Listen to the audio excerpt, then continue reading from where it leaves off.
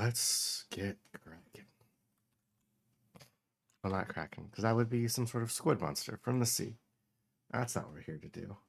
We're here to solve things. You know, like people. Or people.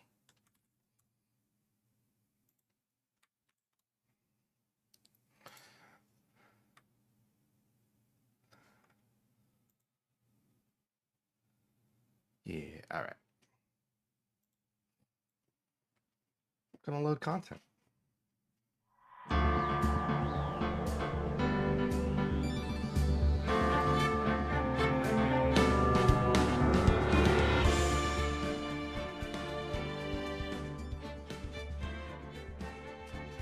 Alright. Hello. Let's play a video game. Including this one. There's 3 of them. Can you play any of them at all? No, you can. Well, let's play this one.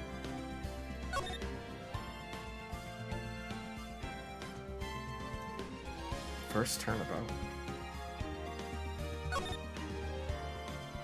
Yes.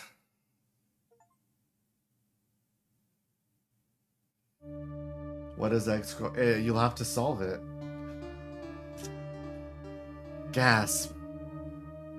Red's on a statue.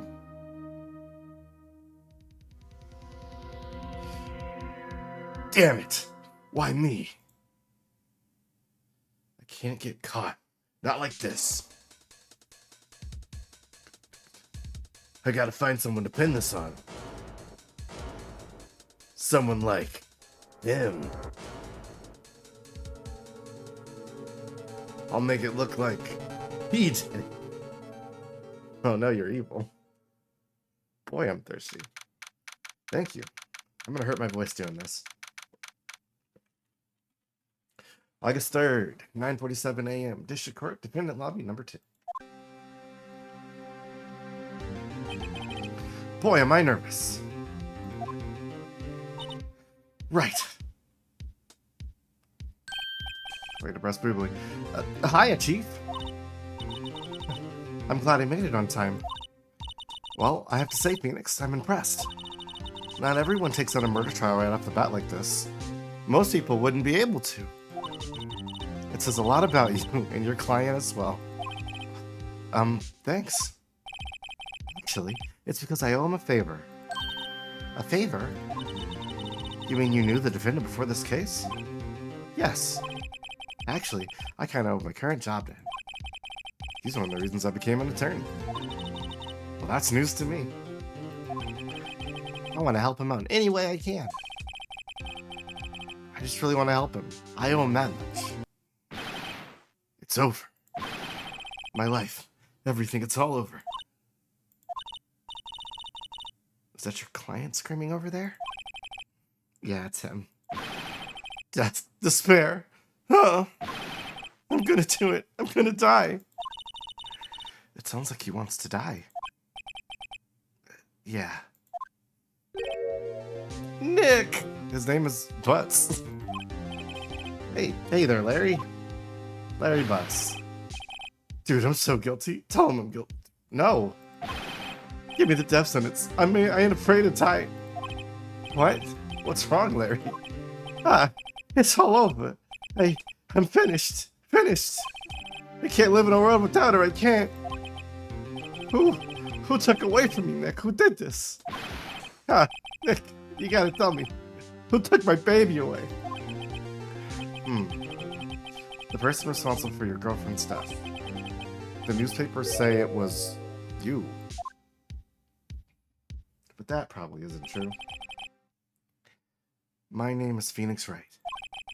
Here's the story. My first case is a fairly simple one. Murder. A young woman was killed in her apartment. The guy they arrested was the unlucky sap dating her. Larry Butts. My best friend since grade school. Our school had a saying, when something smells, it's usually the butts.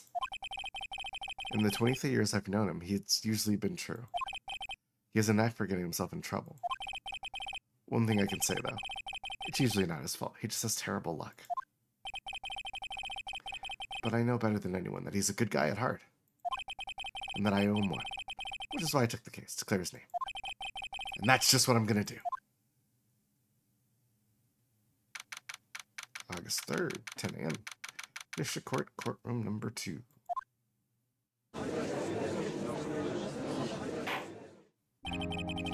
Court is now in session for the trial of Mr. Larry Butts. The prosecution is ready, Your Honor. The defense is ready, Your Honor. Mr. Wright, this is your first trial, is it not? Yes, Your Honor. I'm a little nervous. Your conduct during the trial will decide the fate of your client. Murder is a serious charge. For your client's sake, I hope you can control your nerves. Thank you, Your Honor. Mr. Wright, given the circumstances, I think we should have a test to ascertain your readiness. Yes, Your Honor. This is highly irregular. My palms are sweaty, knees weak, arms are heavy, eyesight's fading. The test will consist of a few simple questions. Answer them clearly and concisely. Please state the name of the defendant in this case. Well, that's not it, and that's not it. Larry Butts. The defendant? Well, that's Larry Butts, Your Honor.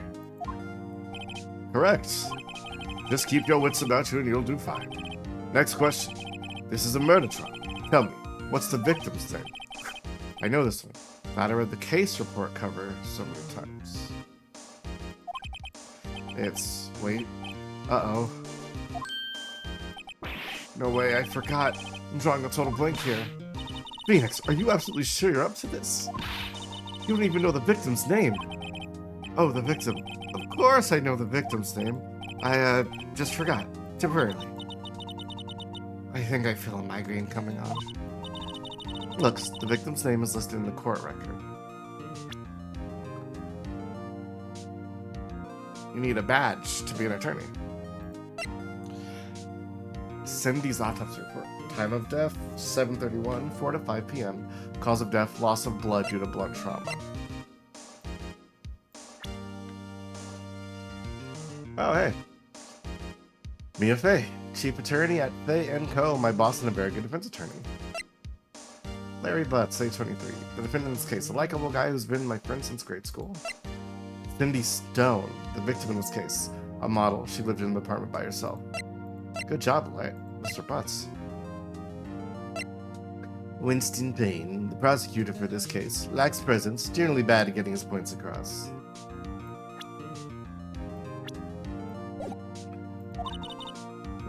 Alright.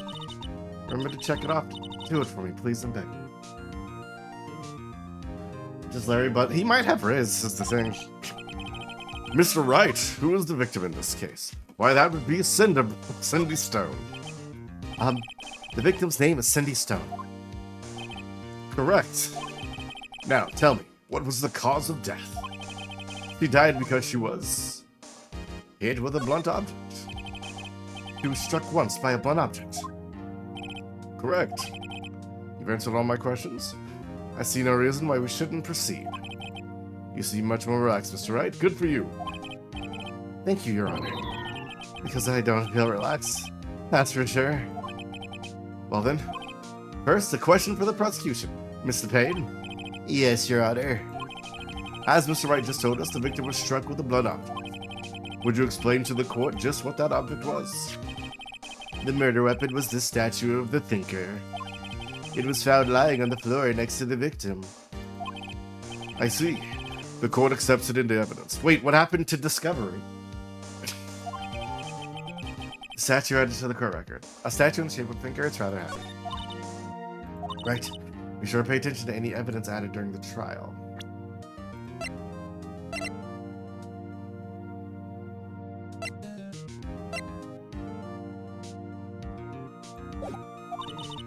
That evidence is the only ammunition you have in court.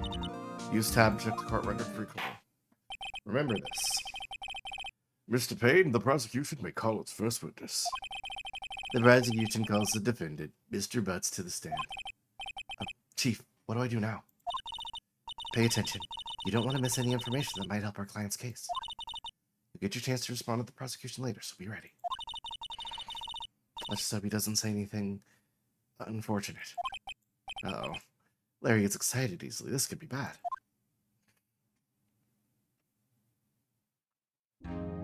He looks so confident. Mr. Butts, is it not true that the victim had recently dumped you? Hey, watch it, buddy! We were great together. We were Romeo and Juliet, Cleopatra and Mark Antony. Didn't they all die? I wasn't dumb. She just, wasn't taking my phone calls or seeing me. Like ever. What's it to you anyways? Mr. Butts, would you describe generally what we would mean by dumped? In fact, she had completely abandoned you and was seeing other men. She just returned from overseas with one of them the day before the murder. What do you mean, one of them? Lies, all of it lies. I don't believe a word of it. Your Honor, the victim's passport. According to this, she was in Paris the day before she died. Arrived home on 7:30 the day before the murder. Indeed. She appears to have returned the day before the murder. Dude, no way. The victim was a model, but that did not have a large income. It appears she had several sugar daddies. Fathers of cash. Daddies? Sugar? Yes, older men who gave her money and gifts. She took their money and used it to support her lifestyle. Dude! We can clearly see what kind of woman this Miss Stone was. Tell me, Mr. Butts, what do you think of her now? Right. I don't think you want him to answer that question. Yeah, Larry has a way of running his mouth in all the wrong directions. Should I...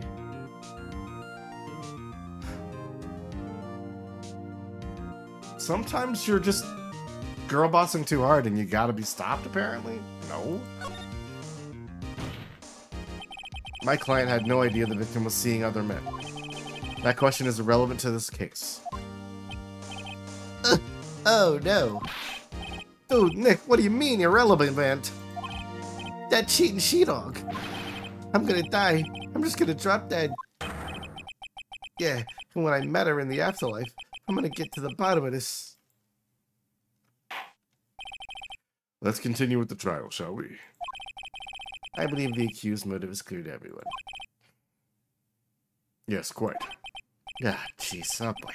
This is not looking good. Next question. You went to the victim's apartment on the day of the murder, did you not?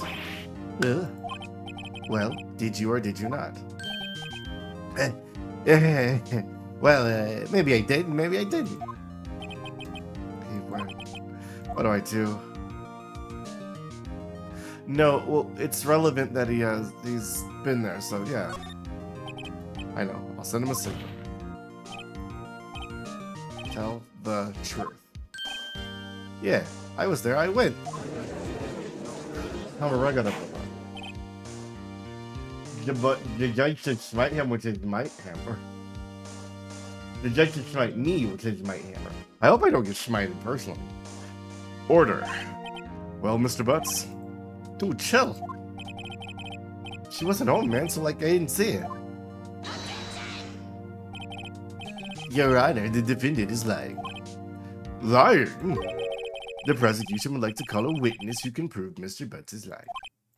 Well, that simplifies matters. Who's your witness? The man who found the victim's body just before making the gruesome discovery. He saw the defendant fleeing the scene of the crime.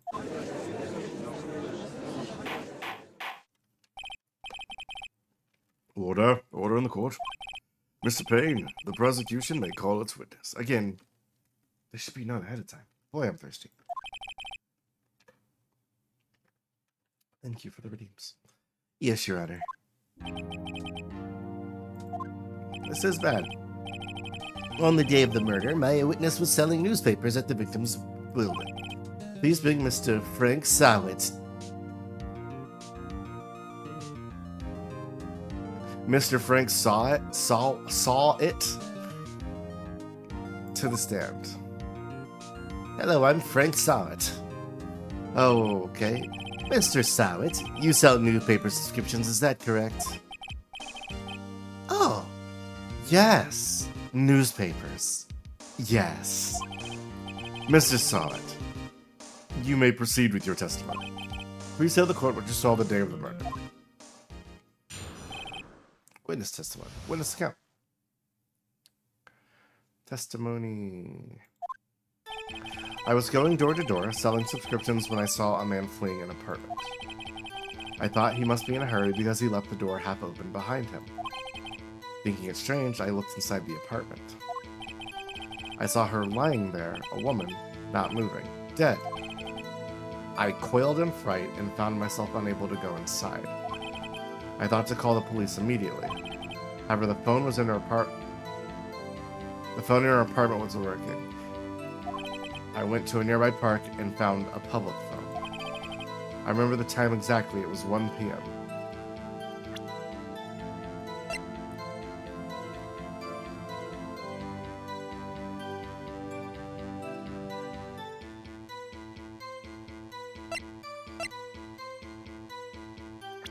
That's not true.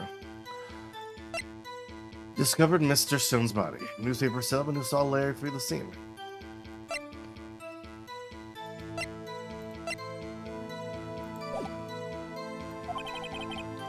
The man who ran was without a doubt the defendant sitting right over there. Huh. Yeah, this is my first time playing these games. I'm playing the first one, just kind of as a trial, because I want to try, pun intended, to try it out. But I've been working on like a little side project that I want to do with visual novels, and this was on the list of them, which might be fun for other people to try with me in a little bit. But for now, let's get back to the case. Larry, why didn't you tell the truth? I can't defend you against testimony like that. Incidentally, why wasn't the phone in the victim's apartment working? Your Honor, at the time of the murder, there was a blackout in the building. Aren't phones supposed to work during a blackout? Yes, Your Honor. However, some cordless phones do not function normally. The phone that Mrs. Sott used was one of those.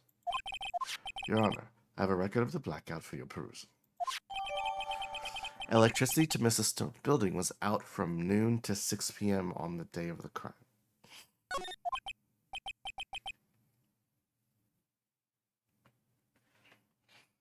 Now, Mr. Wright. Yes, yes, Your Honor. You may begin your cross-examination. Cross-examination, Your Honor. All right, this is it. The real deal. What exactly am I supposed to do? Why, you exposed the lies in the testimony the witnesses gave. Lies? He was lying? Your client is innocent, right? And that witness must have lied in his testimony. Or is your client really guilty? How do I prove he's not? You're not a lawyer or an attorney. You hold the key. It's in the evidence. Okay, evidence. All right. Building was out from noon to 6. Murder happened between noon to 6.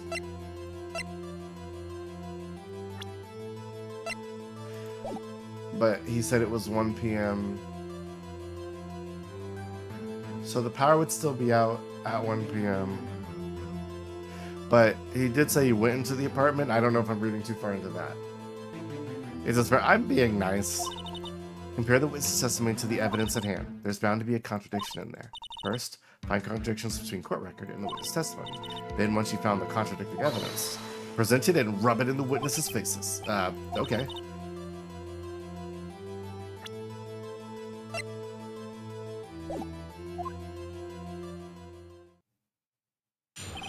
Cross-examination. I was going door to door selling subscriptions when I first saw a man fleeing an apartment. Now he must be in a hurry because he left the door half open behind him. Thinking it strange, I looked inside the apartment. Then I saw her lying there, a woman not moving, dead. I coiled in fright and found myself unable to go inside.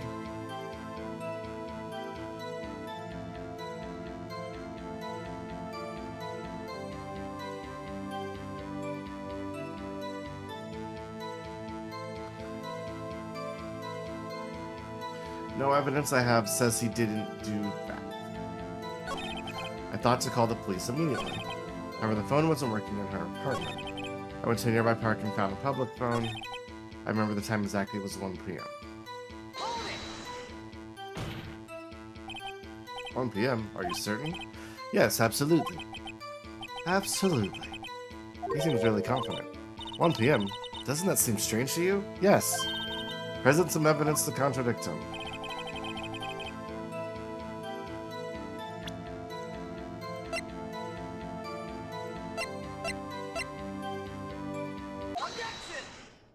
I did it. I did the objection. Ah. How to get out of here, bud? Why am I feeling straight? You found the body at 1 p.m., are you sure? Yes, it was 1 p.m. for certain. Slam. Frankly, I find that hard to believe. Your statement directly contradicts the autopsy report. The autopsy notes the time of death at some time after 4 p.m. There was no body to find at 1 p.m. How do you explain this 3-hour gap? Oh, this is trivial. The witness merely forgot the time. After his testimony, I find that hard to believe. Mr. Sawit, why are you so certain that you found the body at 1 p.m.? Gee, that's a really good question. Great job, Wright. Way to put him on the spot. That's all you have to do. Point out contradictions. Lies always beget more lies. See through one and their whole story falls apart. Alright, we can do that. Wait, I remember now. Would you care to give your testimony again? Yeah, let's hear it again. Time of discovery. You see, when I found the body, I heard the time. There's a voice saying the time. It was probably coming from the television. That's impossible. Oh, but it was 3 hours off, wasn't it? I guess the victim must have been watching a video of a taped program. That's why I thought it was 1 p.m. Terribly sorry about the misunderstanding. I see. You heard a voice saying the time on a taped program. Mr. Wright, you may cross-examine the witness. Right. You know what to do. I got this one.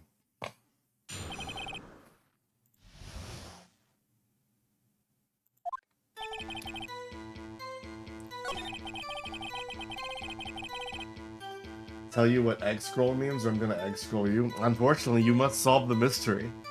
And I can't be cross-examined because I'm not giving testimony. It was probably coming from the television. No. The power was out.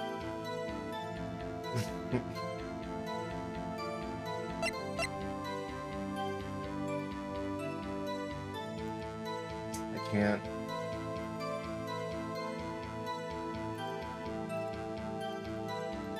Good lord. Stop. Alright. Let's see. Okay. Yeah, the power was out, so that's the most likely thing that... Hey, stop. Hold it right there. Gosh, assuming there was a blackout at the time of the discovery. And this record proves it. Shit. Fuck. You couldn't have heard a television or a video. Well... The defense has a point. Do you have an explanation for this? Mr. Sawit. No, I find it quite puzzling myself. Quite. Wait, I remember now. Mr. Sawit, the court would prefer to hear an accurate testimony from the very beginning. These constant corrections are harming your credibility. That, and you seem rather distraught. My apologies, Your Honor. It must have been the shock of finding the body. Very well, Mr. Sawit. Let's hear your testimony once more, please. Hearing the time. Actually, I didn't hear the time. I saw it. There was a table clock in the apartment. There was a table clock in the apartment, wasn't there? Yes, the murder weapon. The killer used it to hit the victim. Nope, it must have been what I saw. You saw a clock? I guess that would explain it. The defense may cross-examine the witness. Cool. He isn't called... Yeah, he's not called Frank here, is he? He did... I saw it. There was a table clock in the apartment, wasn't there? Yeah, the murder weapon. The killer must have used it to... Wait a hold the fuck. Wait. Oh, wait.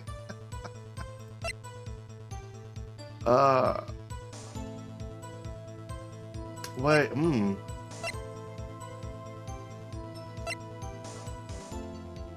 No, wait. They did say this was the murder weapon. And because he submitted that into evidence. Present. No. Wait just a moment.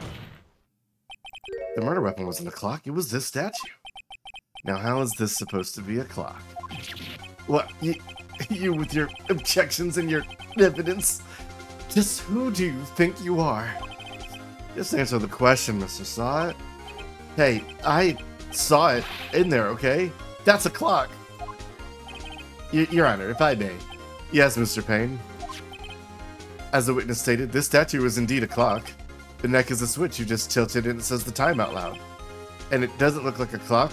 As it doesn't look like a clock, I submitted it as a statue. My apologies. I see. So the murder weapon was a table clock after all. I could not have known that. Well, Mr. Wright, it appears the witness testimony was correct. This is a clock. Do you have any problems with testimony now?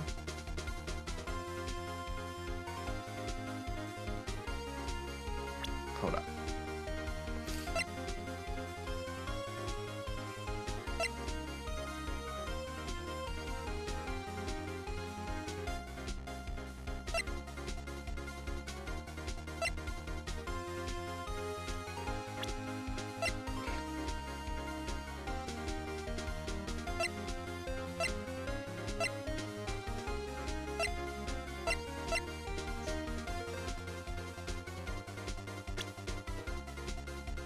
I think I have to.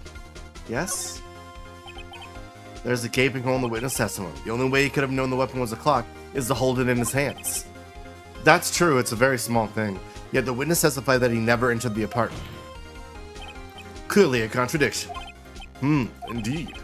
The witness knew it was a clock because he went into the apartment. You're lying. You were inside the apartment on the day of the murder. Yeah? Prove it. Prove I went in there. I'll do better than that. I can prove you're the one who killed her. Holy shit.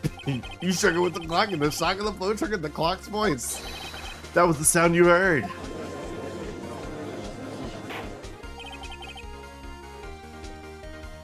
Order in the court. Intriguing. Please continue, Mr. Wright. Yes, Your Honor. Mr. Saw It. Well, the sound must have left quite an impression on you. Understandable, since the murder weapon spoke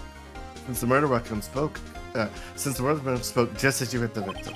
That voice was burned into your mind. That's why you're so certain about the time. What's the meaning of this? This is all baseless conjecture. Baseless? Just look at the witness's face. Would the witness care to elaborate? Did you strike the victim with the clock? That day, I never. Look, the clock, I heard no. I mean, I saw. Hair throw. It's pretty base. Shut up, I hate you. It was him, I tell you. I saw him. He killed her, and he should burn. Burn, give him death. His hair back. Order in the court, I say. Your Honor, a moment, please. There's a shred of evidence supporting the defense's claims. Mr. Wright, Your Honor, you claim the sound of the witness heard came from the clock. Do you have any evidence? The whole case is riding on this. I better think through carefully. The sound of Mr. Saw It heard was definitely this clock. A fact which is simply clear if you simply...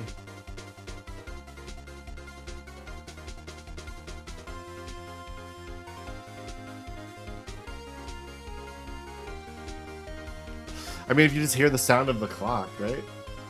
Well, why would that prove it? I don't want to lose my first case.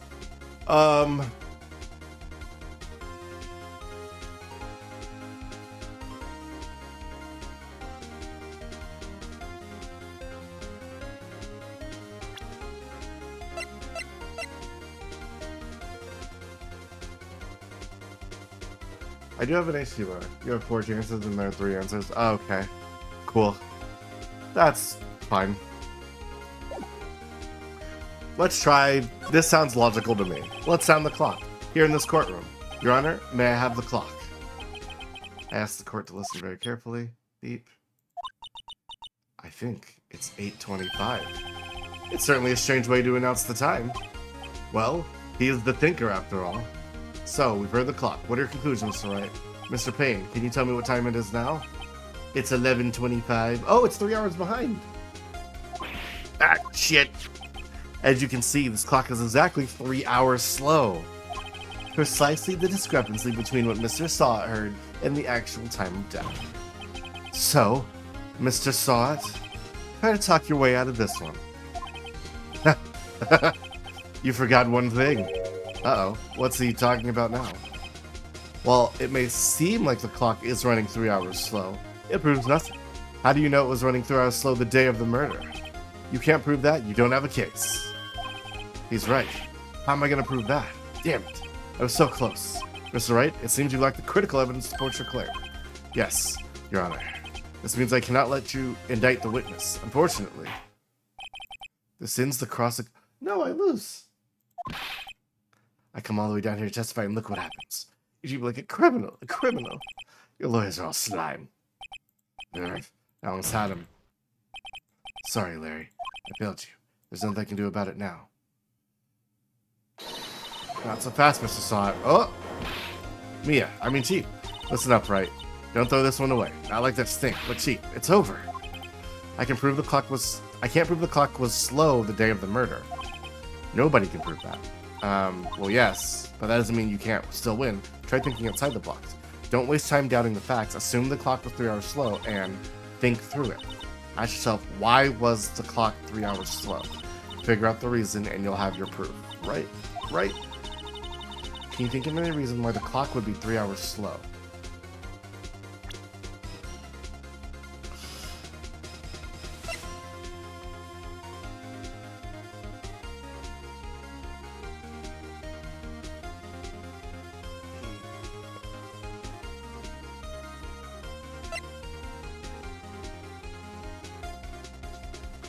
Is it because she flew in from Paris? Right?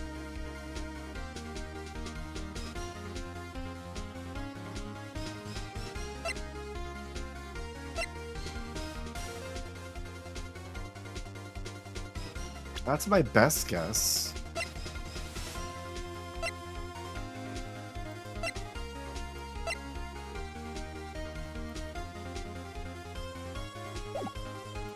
Yes. Wait, maybe I can prove it.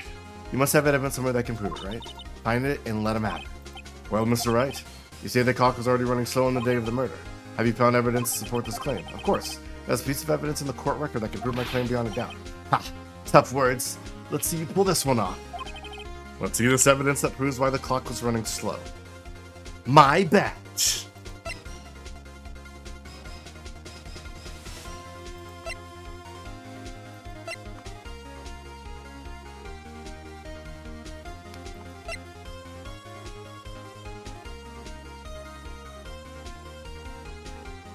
It's one of these two.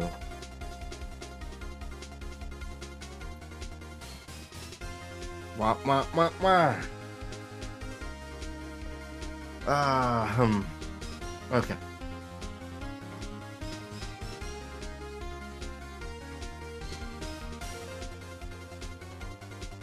This track is very good. I really like it.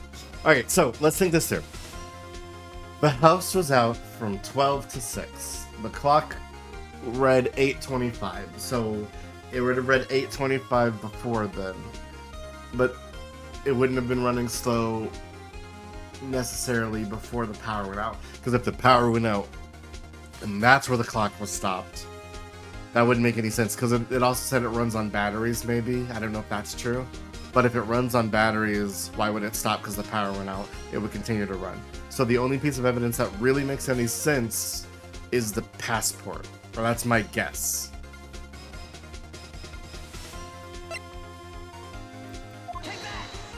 Take that. The victim had just returned home from abroad the day before the murder.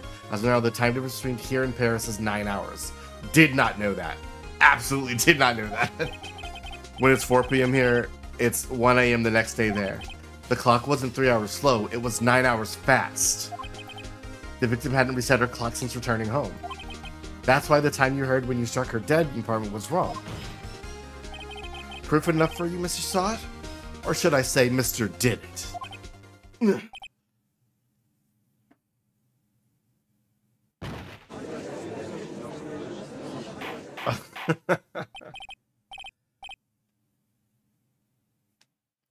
Order, I say.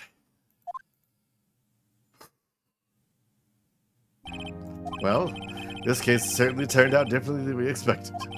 Mr. Payne, your witness. He was arrested and has been taken away, Your Honor. Very well. Mr. Wright.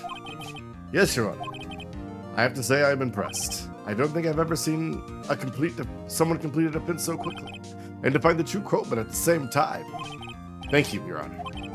At this point, this is only a formality, but this court finds the defendant, Mr. Larry Butts, not guilty.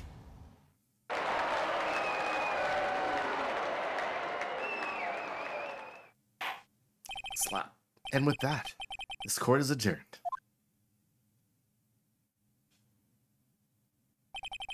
It turns out that Frank Saw It was a common burglar. He posed as a newspaper salesman to check and see when people were out of the house that day. When Larry went to her apartment, the victim wasn't home. After he left, Mr. Saw It let himself in to do his dirty work. And while he was searching her place, the victim returned. Flustered, Mr. Saw It grabbed the nearest bone object he could find and slapped her across the head like a monster. August 3rd, 2:32 p.m. District Court, Defendant Lobby Number 2. I still can't believe we won. Ding doo da da dee doo doo doo. Right? Good job in there. Congratulations. Thanks, Chief. I owe it all to you. Not at all. Not at all. You fought your own battles in there. You know you saved me. It's been a while since I've seen a trial end on such a satisfying note. I've never seen the Chief looking this happy. If she is this glad, imagine how Larry must feel. My life is over. Larry, you're supposed to be happy. What's wrong now? Oh, Nick. Don't worry about me. I'll be dead and gone soon. Good. Wait, no. Bad. Larry, you're an innocent. The case is closed. But my Cindy Wendy's gone, man. Gone forever. Larry, she was a... Nah, never mind. Congratulations, Harry. Harry? Yes, you. I can practically see the headline now. Harry Butts, innocent. Thanks. I really owe you one. I won't forget this ever. Let's celebrate. Dinner, movie, my treat? Oh, no, I couldn't. Hey, I was the one who got you off a hook. Oh, hey. Here, take this. It's a present. Four Doors t-shirt. A present for me? Wait, wasn't this the evidence that... Actually, I made this clock for her. I made one for her and one for me. Really? You made this? Well, thank you. I'll keep it as a memento. Yo, Nick, can you believe it? I was so into that chick, and she was just playing me for a fool. Don't that make you just want to cry? Larry, are you so sure? Excuse me? I think she thought quite a lot of you in her own way. Nah, you don't gotta sympathize with me, it's okay. Oh, I'm not sympathizing, really. Isn't that right? Right. Don't you have something to show your friend? Something that proves how she felt about him? Huh? Oh, yeah, right. What the heck is she talking about?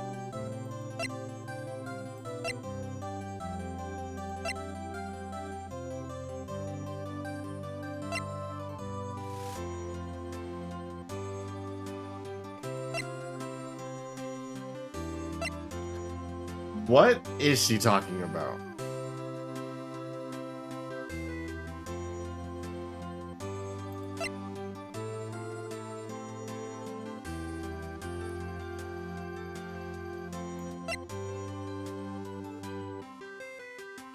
Is it the statue she kept of him? Like, take that. Proof positive you weren't just some chump to her. Huh? What about that clock? This is a clock that you made for... Okay, that was my guess. And she took it with her when she traveled. Whatever. She probably just needed the clock, that's all. You think so? It's a pretty heavy clock to take traveling.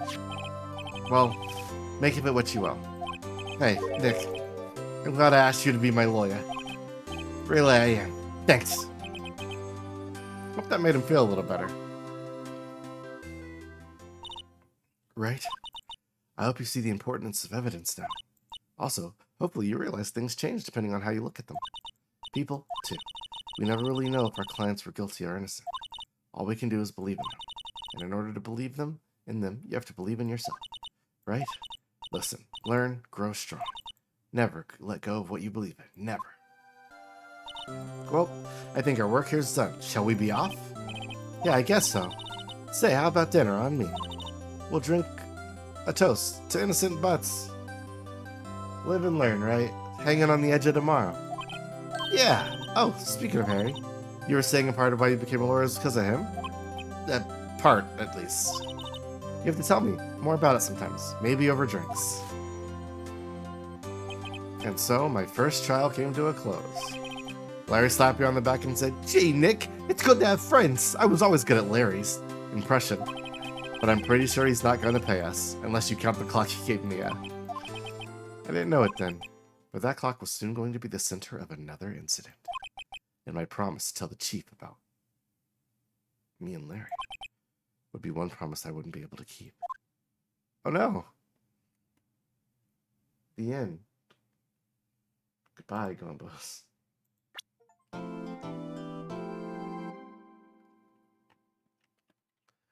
A new episode's been added. Yeah, let's save. It's pretty short, not a long one. Turnabout Sisters. Ah. A brain. A brain. Beep. Hello? This is Maya. Hey Maya, it's me. Mia, what's up? You haven't called in a while. Sorry, I've been so busy. Have you been? Well, lonely, and it's your fault. Nah, I'm just teasing. I've been great. I'm finally getting used to having my own place. That's good to hear. Actually, I'm calling because I have a favor to ask. I know. You want me to hold evidence for you? Sharp as always. There's a lot of buzz about the upcoming trial. I just don't feel safe keeping the evidence here. I gotcha. So, what is it this time? It's a clock. A clock? Yeah, it's made to look like that statue, the Thinker, and it tells you the time. I thought you might like it. You always like toys. Hey, I'm not a little girl anymore, sis. Now. You know I'm only teasing. I should probably tell you. The clock isn't talking right now. Huh? It's not working. That's lame. I had to take the clockwork out. Sorry. I put some papers inside instead. Papers? Is that evidence then? Well, there's a possibility that it might turn out that way, yes. Can you come by the office tonight, say 9, to pick it up? I'll be in the pre-trial meeting until then. Okay, sis. But I expect dinner. Something good. Like burgers. I could really go for a good burger. Okay. We'll hit the usual joint. Alright. It's a deal. Okay, sis. See you soon. Yep. I'll be waiting, Maya. Beep. Conversation recorded. September 5th, 9:27 a.m. Maya time. September 5th, 8:57 p.m. Vanco laws. What does the future hold? What will Maya get? A double hamburger all the way. So onions, lettuce, tomato, pickles, mustard, ketchup, side of fries, and a milkshake. That's what the future holds. Now, Miss Faye, I'll take what's mine, the papers. I'm sorry, but I can't give you what I don't have. Miss Faye, you're a poor liar. Oh, I see it right over there. That must be the Thinker that swallowed those papers. could you know? You are not coniferous of my... You are not cogniferous of my background? Oh no, a word I don't know. Gathering information is my business, you see. I should have been more careful. My dear Miss Fay, I'm so very sorry, but I'm afraid I must ask you for one more thing. Your eternal silence. Farewell, Miss Fay. Oh no! My boss! The Thinker again? Stop murdering people with the same goddamn thing. I guess, you know what? My future was wrong. Maya will get dead. Red, white, blue.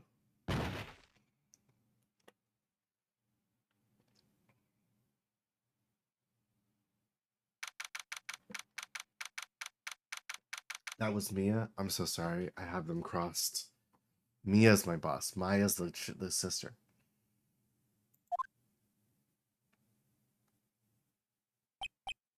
Uh-oh, I'm late. That's strange. Guess the chief left without me. She said her sister was coming over, so we should all go up for dinner. What's that smell? Blood?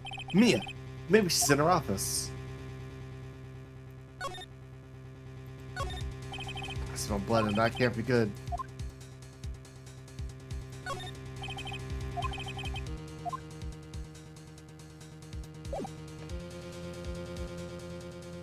Let's go to the office. That smell, it's blood. Sis, someone's there. Oh no. Chief. Chief. Chief.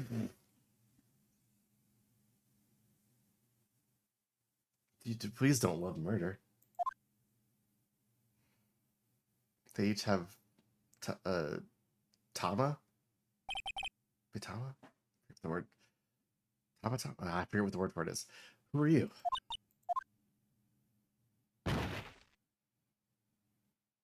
Magatama, that's the word. The strange girl dropped out cold. I left her lying on the office sofa. I went back to the chief where she lay under the window. Dramatic lighting. Her body was still warm. I could feel it when I held her shoulder.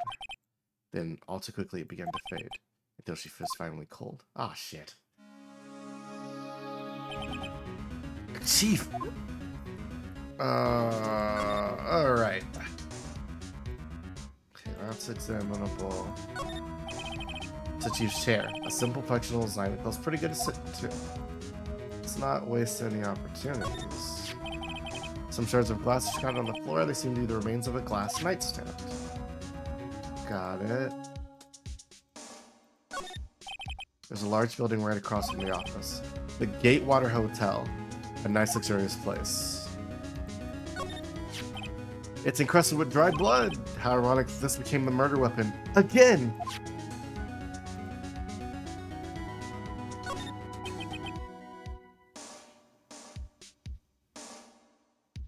It's all good, don't worry about it. Chief, it's hard seeing her like this, but if there are any clues here, he was struck on the head with a blunt object.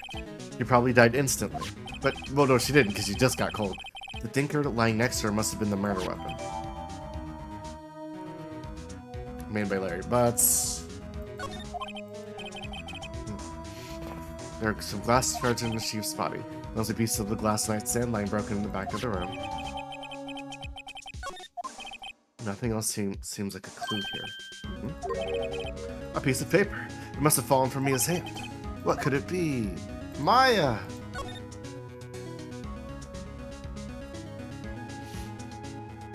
Ugh. A word is written in the blood of this on this scrap of paper. Maya. Did Mia write this? This piece of paper is a receipt from a department store dated yesterday.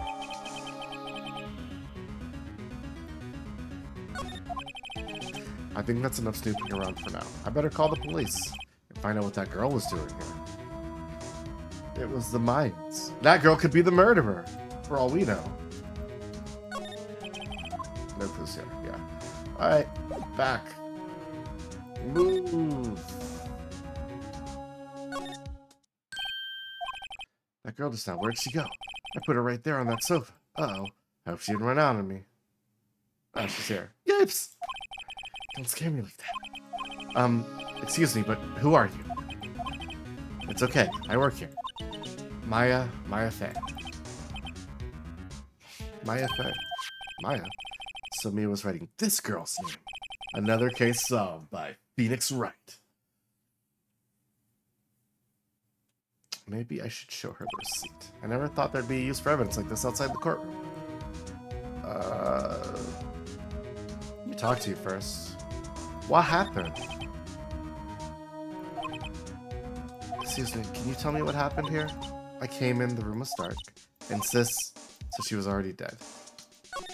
So you're the chief's sister. I'm her younger sister. And you were here visiting this late at night? Yes. She said she wanted me to keep some evidence for her. Evidence? Yes. It was that clock. It was the thinker. Okay. And then I left. I went somewhere. No. Present. Why did she write your name? Look at this badge. Look at this. I'm sorry. I've never seen that before. Okay. You look at that badge.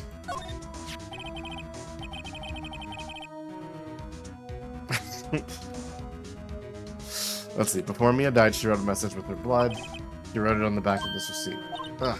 That's my name. Why? Why would she write my name? Please just calm down.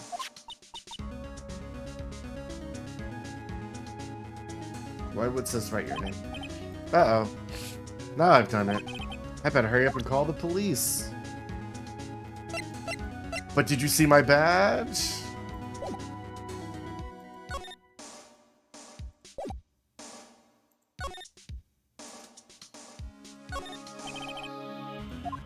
Oh, do you wait, you usually sit at reception? You couldn't cram more legal books in here even if you wanted to. You can gaze upon these shelves without feeling insignificant. Small writing desk covered with office supplies. A large painting, I guess you'd call this modern art. Alright then, call it a mistake. A couch is soap for clients. It's leather. It's a real luxury model. The door to the chief's office. It's slightly open. I better not touch the doorknob. Alright.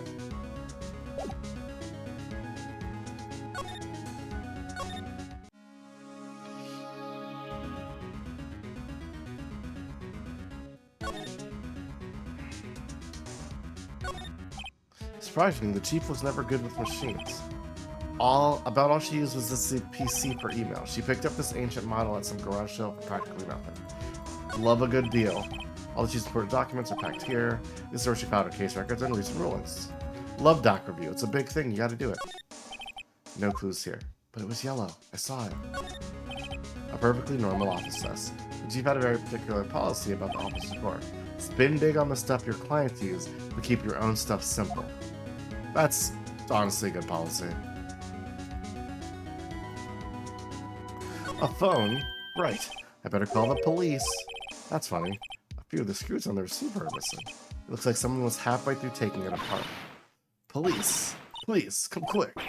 What was that? Someone's screaming from outside the window. She's staring right at me.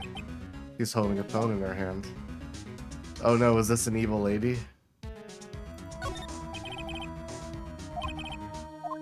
Alright.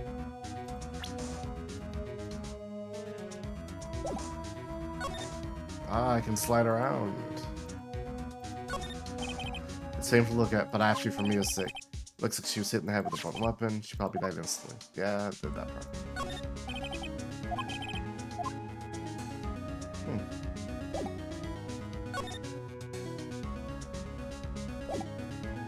So somebody just called the police on us, which is fine.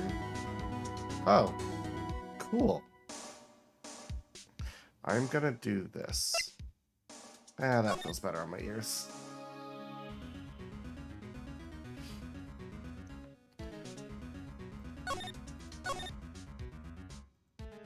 Alright. Back. Okay. There's nothing else to examine, right? Slide. The Fay and Co. ledger book. Everything is written in the chief's alternate handwriting. It's small office, but it makes a good bit of money. Love a good bit of cash. Yeah, let's move. Wee woo, wee woo, wee woo. The police. Sounds like they're coming this way. Freeze, police! Oh, who is this big drink of water? What should your voice be? What's a good detective voice? All right, I'm Detective Dick Gumshoe. No, well, maybe. He's big. I want him to sound like Jones Watson a little bit. Peter. All right. That's Detective Dick. Ah, yeah, see? All right, I'm Detective Dick Gumshoe, see? Yeah. Gumshoe. What an odd name. Well, no, wait. It's me, Dick Gumshoe. See? That still works. We received a report from the building across the way, see? Got a person saying they saw a murder. It must have been that woman I saw.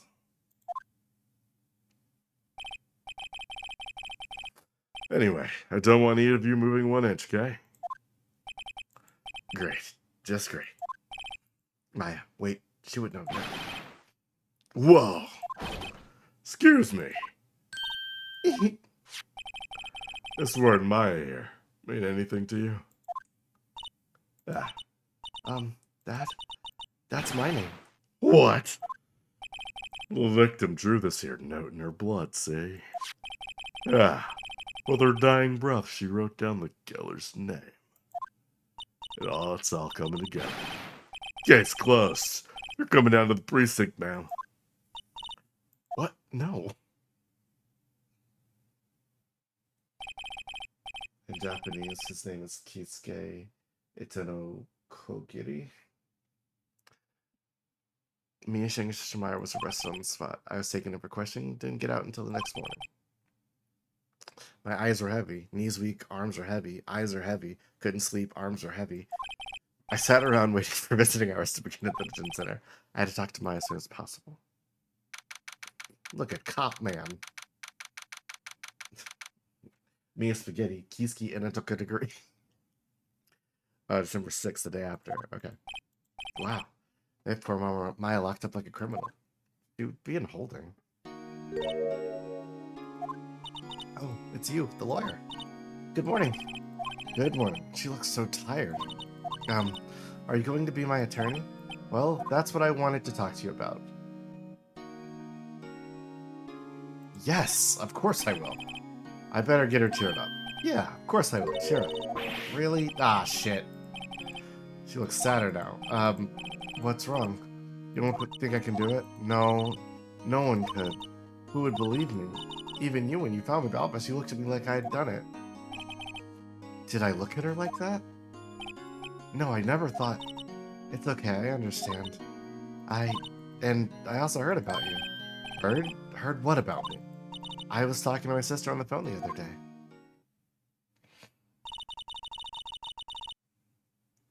Jigsaw, so Shu Takumi wanted his name to sound like Dull Blade. Today was my junior partner's first time in court. Wow, really? How'd that go? It was quite the scene. Honestly, I was on edge the whole time. How much edge were you on? Wait, could you tell me the worth of that edge? It's been a while. So he crashed and burned?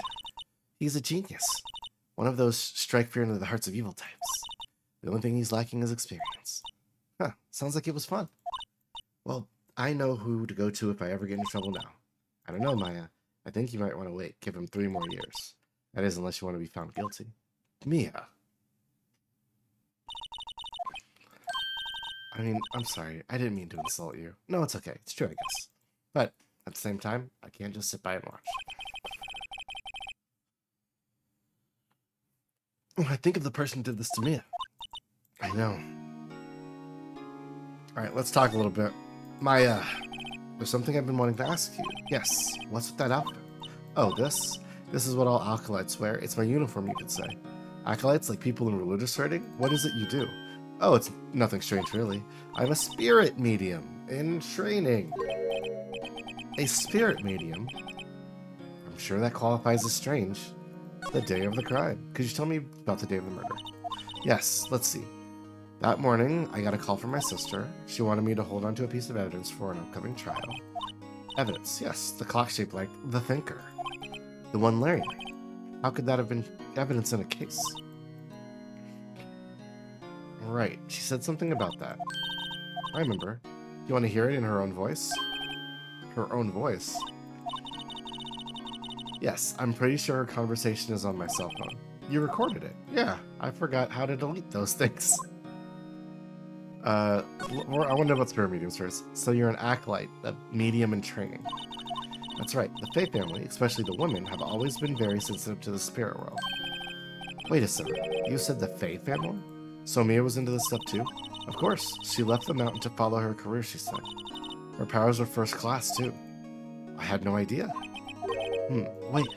What? So you're a real honest-to-goodness spirit medium with ESP and all that? Yes, in training. Well, can't you contact Mia's spirit then? We can just ask her who killed her. I'm sorry. I'm still in training. I couldn't do something on that level. That's fair. I don't want to be a spoon mom. Phoenix's Japanese name is Ryuichi Naruhodo. I see, I understand. Oh, Phoenix, I get it. So you have a conversation with your sister on your cell phone. Let's hear it. Right. Oh. That detective took my cell phone. Sorry. All right. Of course. Next time I see the detective come to, I'll ask him for it. I'll write you a note so you don't forget, okay? Sure. Thanks. A conversation I had with my sister is recorded on my cell phone. Something on the matter? I was wondering, can I ask you a favor? This is the address of a famous lawyer. My sister gave me this a long time ago. If I was ever in trouble, I should call him. And, well, I'm in trouble. You think you could ask him to represent me? Sure. Sure, why not? I'll go ask. Thank you so much. I have no one else to turn to. I mean, you could ask me. Say, what about your parents? I see. Don't worry. Leave it to me. Thank you. Trial's tomorrow at 10. Tomorrow? What if this guy refuses? They told me that if I don't find one, the state will pick an attorney to defend me. When will that happen? They're giving me until 4 this afternoon. And visiting hours are almost up. I'd better hurry. Right, I'll be back.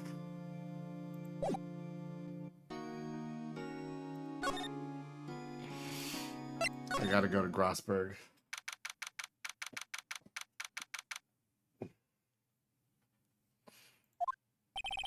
According to the receptionist, the big boss is out.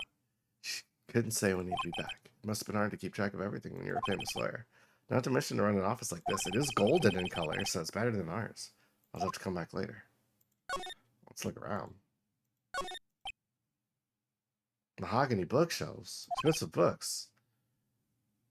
They've never been read. They're for show. A solid mahogany desk. Mahogany.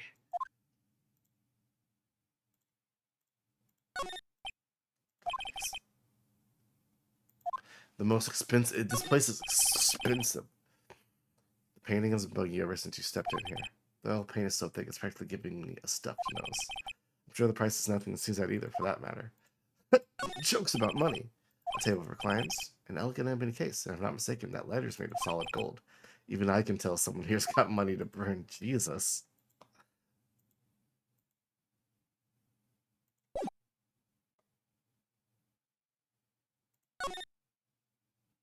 Mm.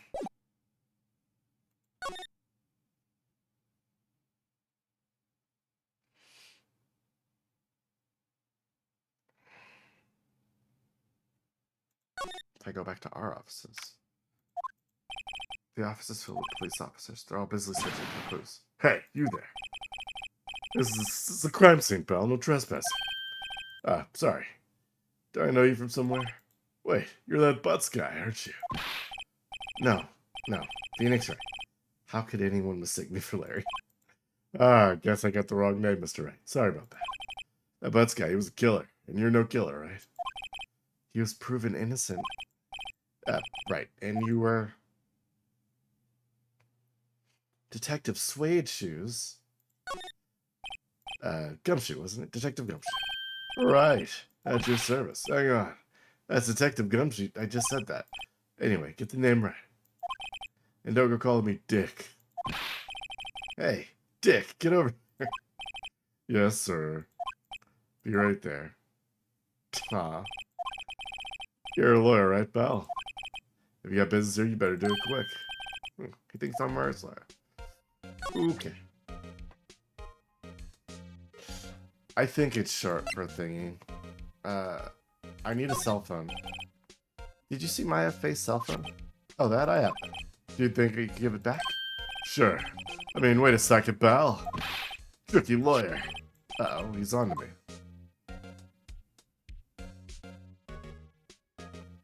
I mean, I'm gonna tell him not so straight. Okay, I can't be sure with this guy, but what should I tell him? Something's the matter. Oh no, that carrying shop on the phone. This? It says the Steel Samurai, warrior of Neo Old Tokyo. The Steel Samurai, that action hero on TV? Yeah, you see that shop is a collector's item. She was worried it might get lost if it went down to the precinct. That's what she said. Yes? Okay, pal. I wrote down all the numbers she called in here. Here you go. Seems he didn't notice the recording conversation. I mean, he was smart enough to write down the numbers. Tell him what they like. Check the court record to hear the conversation.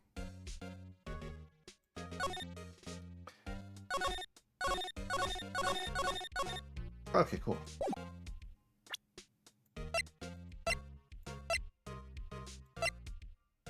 Do you have anything to say about this? There's broken glass at the crime scene, right? Oh, yeah.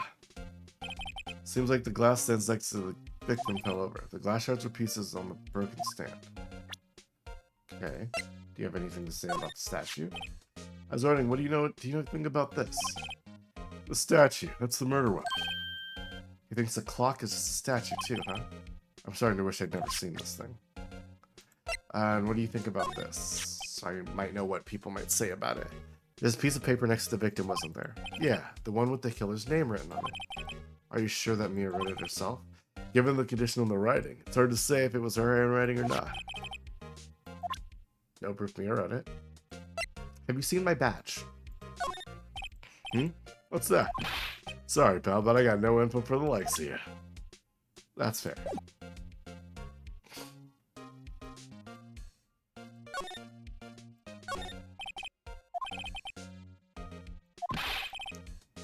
Orlin Stricta, pal.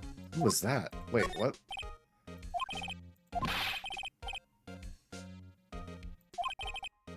Was that Mia somehow? An old movie poster. Apparently this was the first movie that made Mia cry when she saw. I'll check it out one of these days.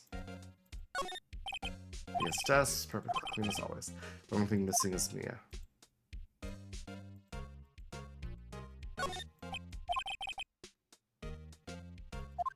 It's read all of the books ever. Sky's blue and so is mine. There's a hotel right across the way. Hold up.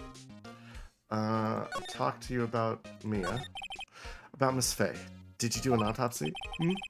You want to know the results, huh? Don't you look like that. Don't you look at me like that, pal. It's no use. She might have been your boss, but that doesn't mean you get any special treatment. Alright.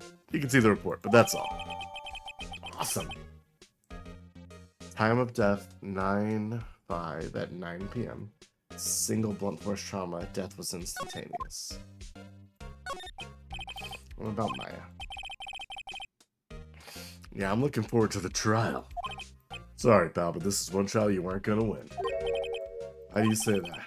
The city put Prosecutor Edgeworth on the prosecution. Edgeworth. I'm sure you know what that means. You're being a lawyer and all. I guess I've asked all the questions I need to. You all done, pal? Yes, thank you. I'll be heading out now. Oh, wait, one more thing. I wanted to mention to you. Don't suppose you're planning on talking to that witness. Anyway, You better not. No influencing in the witness found with your lawyerly ways. come to think of it, I've completely forgotten about her.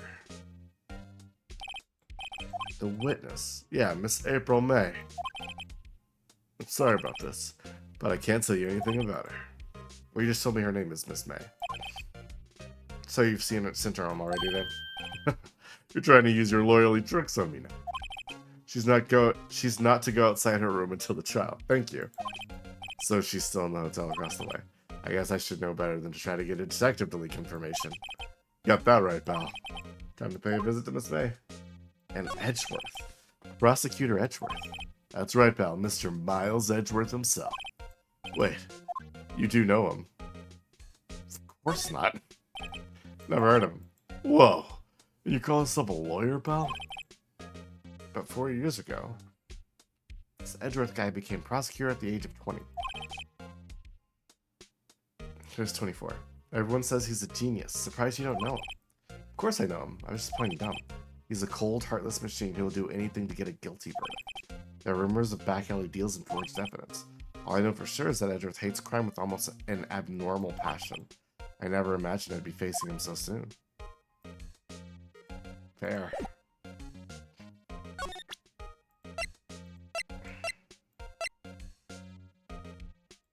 Do you have anything to say about this autopsy you just showed me? Thanks for this. I mentioned it, pal. When it comes to dealing with lawyers, fight fair and square is our motto. That is weird. Alright, Mr. Guy. I think we're gonna go back to the precinct. Well, I'm gonna go to the law office. Is anybody here? No.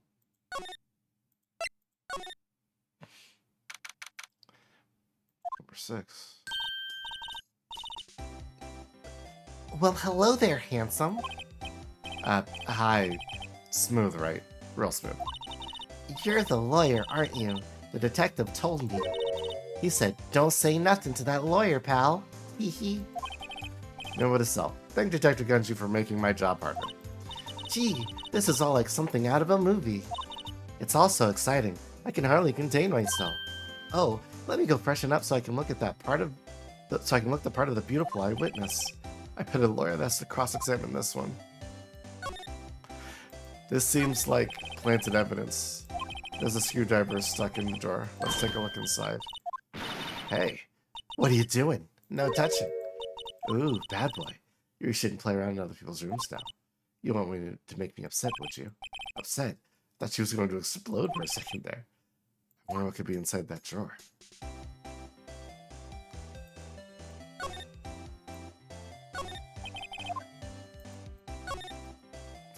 A bottle and 2 glasses are on the table. Somebody must have been staying with her.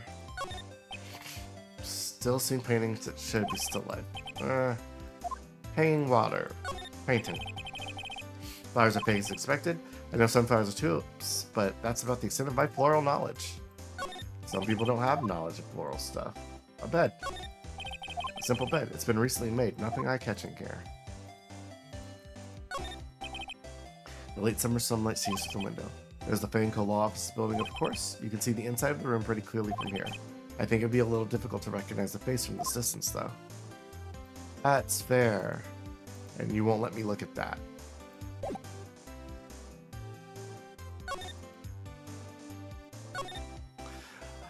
Could you just... Who exactly are you? Oh, Mr. Lawyer, are you hitting on me? No. Hey, I'm just doing my job. Absolutely not. Haha, teehee. You know, you're cute when you blush. Get away from me. This is the first time in my life I've been blushed this much. Right. Can you just tell me what it is you do? Well, no. And you had your little hopes up, didn't you? Oh boy, this room. I see, there are 2 glasses on the table. I'm blending them. Is someone here staying here with you? Oh, what amazing powers of observation. You must be one of those famous detectives like on television. I'm just a lawyer.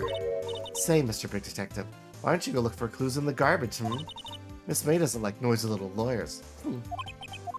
Ugh, you suck. Do you think you could tell me something? I need you to describe what you observed at the time of the incident. Oh, observe? Incident? You sound just like a lawyer in the movies. I like a man with a big vocabulary. Better not encourage her. You know what? The thing that what happened the other day, the bad thing. What did you see when it happened? I don't suppose you could tell me about it, pretty please. Let me see. Well, dream on. If you want to know, you'll have to come to court tomorrow, Mr. Lawyer. Oh, boy. Hey, what do you know about my badge? But I'm a witness, police witness, you understand? How can I possibly give you information in good conscience? Me, the witness? It's just like in the movies. What do you know about the murder? Okay, same thing. So you won't tell me about anything. Again, Cough, cough. Maybe later. Okay. Yeah, we'll have to leave. Because this lady sucks. Hey, what is it? Did you meet the lawyer? Sorry, I haven't seen him yet. Better go see if I can find this lawyer she's talking about. Grossberg Law Offices, please. Seems like Mr. Grossberg is out. Well, maybe I should just wait for him to come back. That wasn't the most over-the-top clearing of the throat I've ever heard. So you're the one they've been looking for me? Yes, that's me. He looks even grander than I imagine. That badge on your collar. Ah, you're a lawyer now, you know. Yes, well, yes. And what do you want? I'm not particularly busy these days. Please proceed. Not busy? Then how come no one can get in touch with you? Something the matter? You came to see the one and only Marvin Grossberg, did you not? That was Martin. Well, here I am, boy. What do you want? Out with it. Well, sir, actually, it's about Maya Fey. Ah, yes, Maya Fey. Go on. Why the strange reaction? Cha-cha. I'm really quite busy here, son. I can't go taking cases on a day's notice. It's quite impossible. Wait a second. How did you know the trial was tomorrow? Anyway, I'm afraid it's highly possible for me to represent her. Sorry, end of discussion. What's going on? He refused before you even got a chance to ask. What do I tell Maya? Because I think Edgeworth got to him. Nothing new to examine. What's with the refusal? How can you just refuse like that? Please tell me, why won't you take the case? Well, you see, it's just I'm busy, you see. But you said you weren't busy. But the client is Mia Fey's sister. Mia trusts you. You knew her sister would be in good hands. Yes, of course, I know that. However, I'm sorry, but I must refuse. Sorry, goodbye. Creep. Fine. I don't have time to argue with you anyway. I'll go look elsewhere. Think not. Say something. I think not, I said. What do you mean? I'm terribly sorry, but I'm afraid no lawyer worth their salt will take on this particular case. Terribly sorry, my boy. He does look like a Pringles guy. Why, I cannot say. I beg your pardon, but could you leave now? I have nothing more to discuss with you. What's going on here? No, what's with the painting? That's quite a painting. You've noticed. It's not bright and joy and impressive, isn't it? Well, isn't it? They call the sky, the hue of the sea, the weave of the straw hat. It's worth at least 3 million. I have no intention of parting with it, of course. No, I won't sell it to you. Not even to you. I wasn't interested. It's not for sale. I'm not buying. Jeez. How did you know Mia Fey? She worked here a long time ago. Quite the apprentice, that one. Learned my techniques in the blink of an eye. She left one day quite suddenly. She had a mission, you see. A mission? You could see it in her eyes. She followed it with a burning passion. Never looked back at it.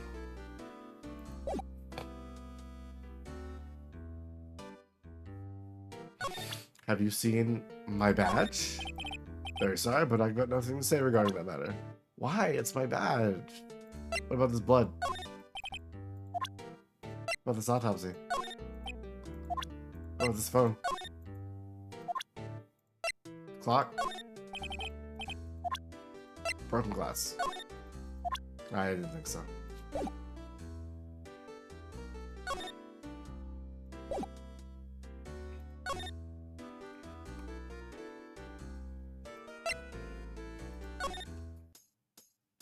You're still here?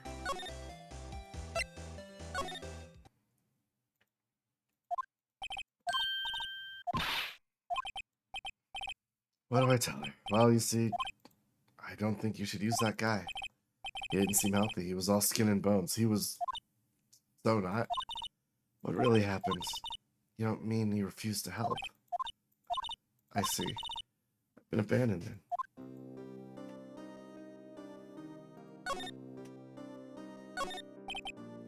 This guard monitors the visitor room. He hasn't moved an inch. Real pro, this guy.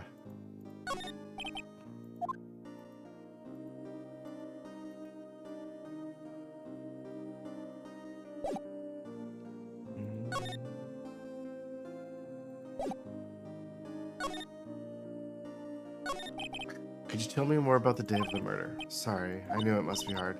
No, it's okay. All I've been doing this last few hours is talking about it. I kind of gotten used to it. Let's see. That morning I got a call from my sister. She wanted me to hold a piece of evidence for her like my trial. That's the thinker clock Larry made. It practically qualifies as a serial murderer by now. So then, when did you arrive at the office? It was right around 9.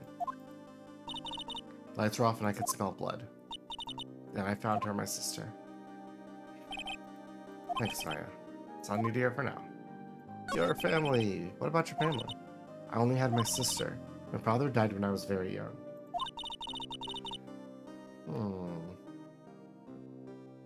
I don't know where my mother is.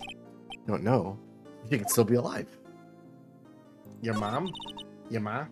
The women in my family have been mediums for generations. They say a lot of spiritual power runs in our blood. About 15 years ago, our family was involved in an incident. There was a man, and he ruined our mother's life. Ruined? Ruined? After that, she disappeared.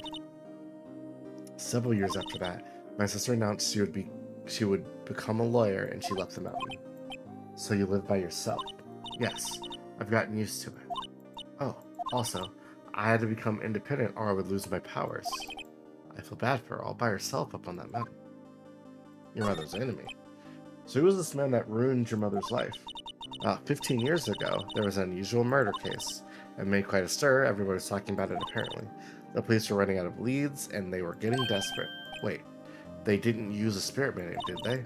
The police convinced my mother to try and contact the victim. So what happened? The case was solved, we thought. You thought. The man my mother helped the police capture was innocent. The police consultation with a medium had all been carried out in secret, of course. But a man found out about it and leaked it to the press. He told all the papers that my mother was a fraud, and the media jumped on it big time. My mother became the laughingstock of the nation. I see. White. His name was White. Just a little longer now, before the state-appointed lawyer comes, I guess.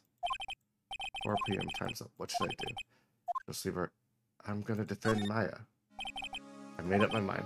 I'm going to defend you whether you want me to or not. Why? Well, someone else is the culprit.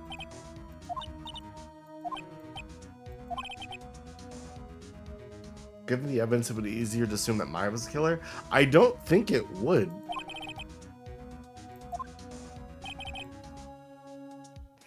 I witnessed the strange behavior. Was that all an act? And the lawyer refused to help. She has no one left to help. Nothing is more sad and lonely than I've been there a long, long time ago. Oh, Phoenix. Phoenix in a kid's shirt. Why did I become a lawyer in the first place? Because someone has to look out for the people who have no one else on their side.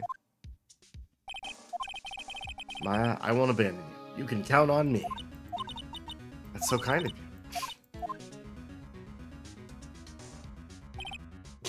They're all the same size. God damn it. Well, the spirit smalls don't sound as good or catchy. Let's fight this one and get you out of here. Right. Thank you.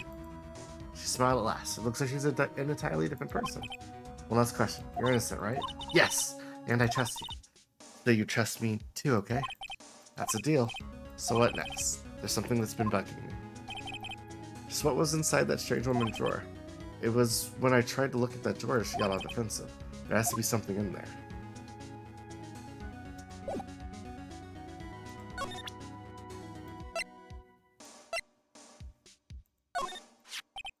Hey, I got your cell phone back. Oh, say, can I listen to my sister's voice? Eyes closed, she listened to every word with such intensity. 4 long tears began to roll down her cheeks. Thank you. I've activated sad music.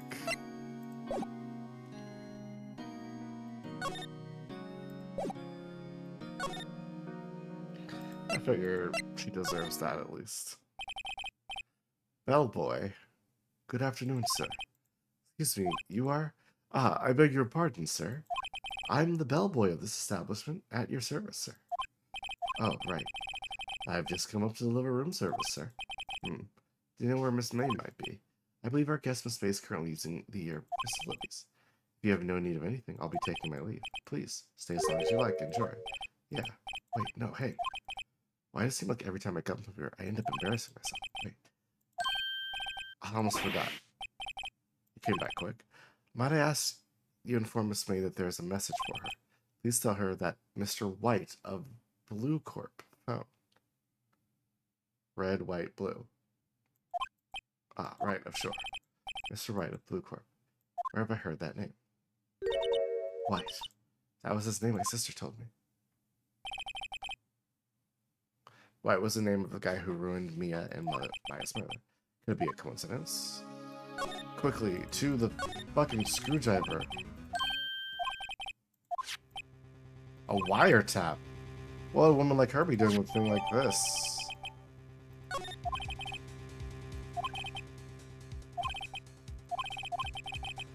I'll be using this bit of evidence tomorrow's trial, that's for sure. For Maya's sake.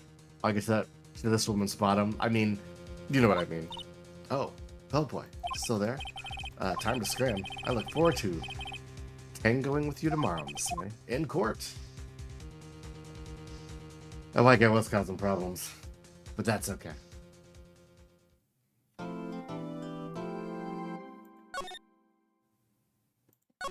We love to rotate our saves.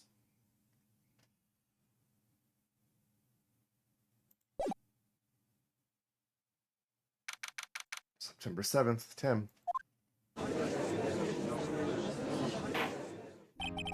Court is now in session for the trial of Miss Maya Fey. The prosecution is ready, Your Honor. The defense is ready, Your Honor. Miles Edgeworth. I better not show any signs of weakness today or he'll be on me in an instant.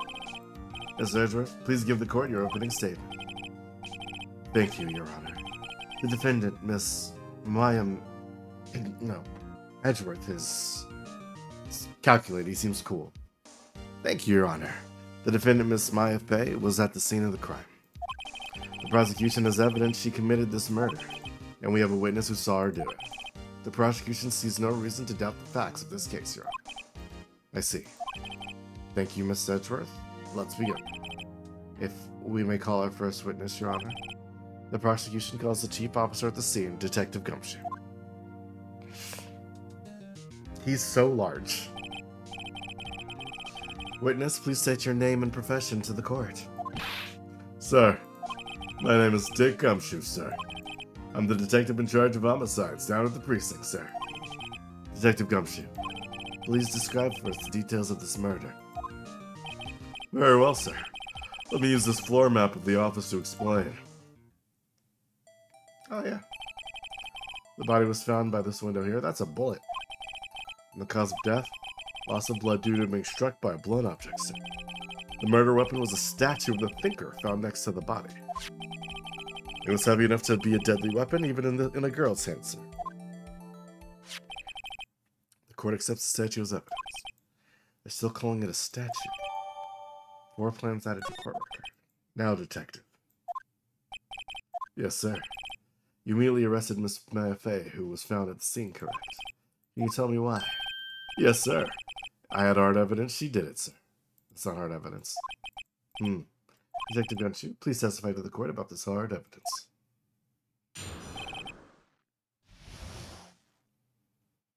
Maya Fey's arrest. As soon as the phone call came in, I rushed to the scene. There were 2 people there already. The defendant, Miss Maya Fey, and the lawyer, Mr. Phoenix Wright. I immediately arrested Mrs. Maya Fey, correct. Why? We had a witness account describing her. No, you didn't, because the only person in the room was me. The witness saw Miss Mayafe at the very moment of the murder.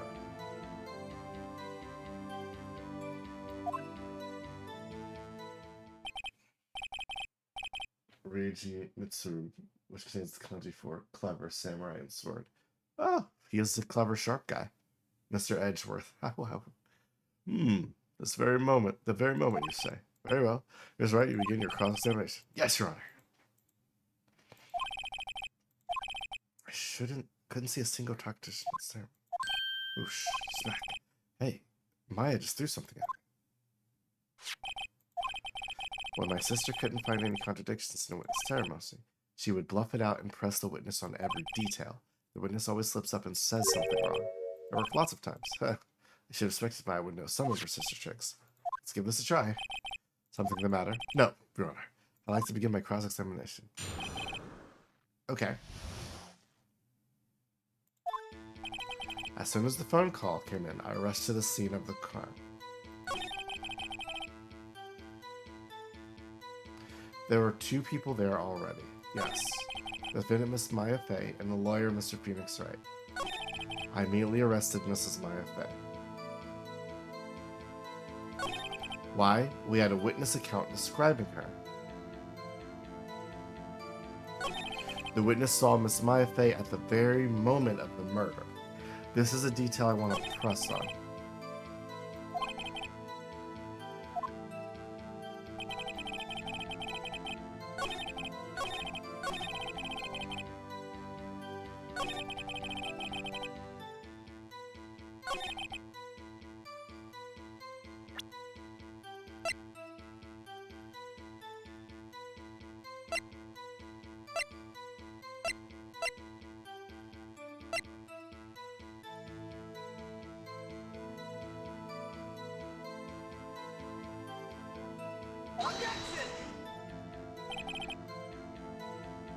This evidence clearly reveals that I might not have needed to do that.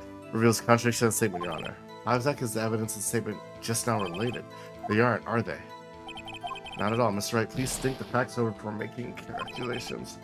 I don't think that one made any points at the judge. Shit!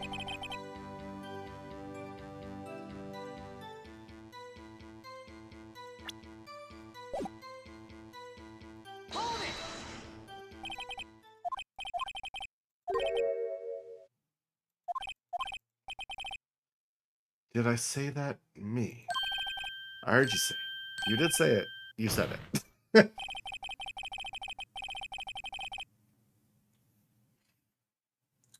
General rule of thumb, if music doesn't cut out when you do an objection, that means you did it wrong. Okay.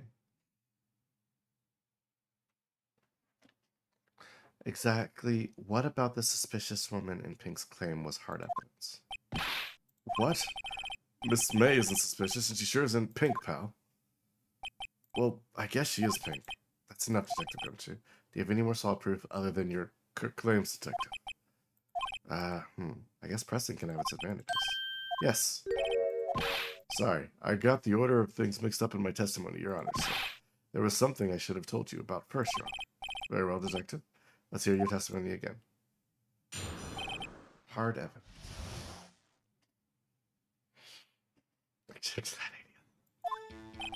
After securing the suspect, I examined the scene of the crime with my own eyes. I found a memo written on the piece of paper next to the victim's body. On it, the word Maya was written clearly in blood. Lab results showed that the blood was the victim's. Also, there was blood found on the victim's finger. Before she died, the victim wrote the killer's name.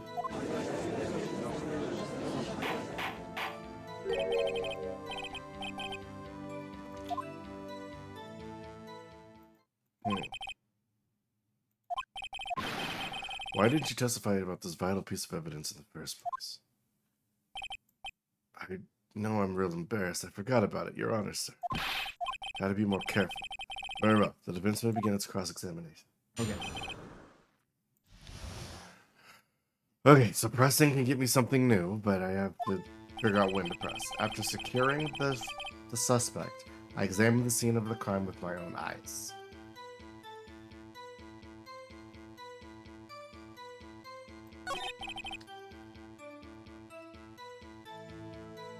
I found a memo written on a piece of paper next to the victim's body.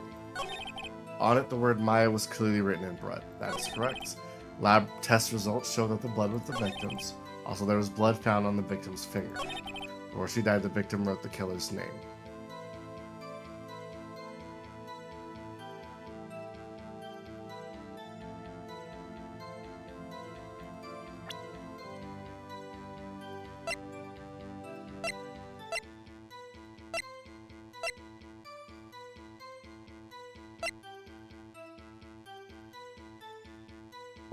Okay. Blood found on the victim's finger. That's true.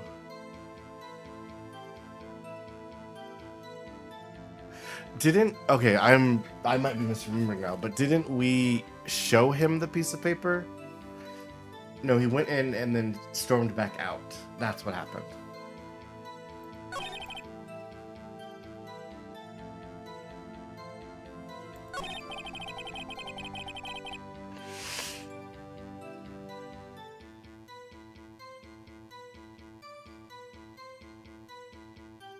Because this is all accurate.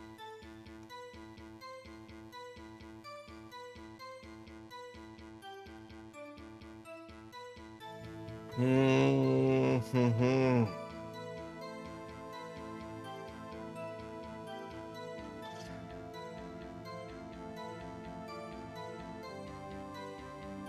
Okay.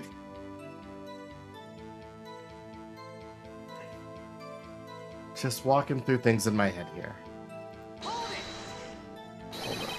Just because you found it next to the body doesn't mean the victim wrote it. That's true. Ho ho!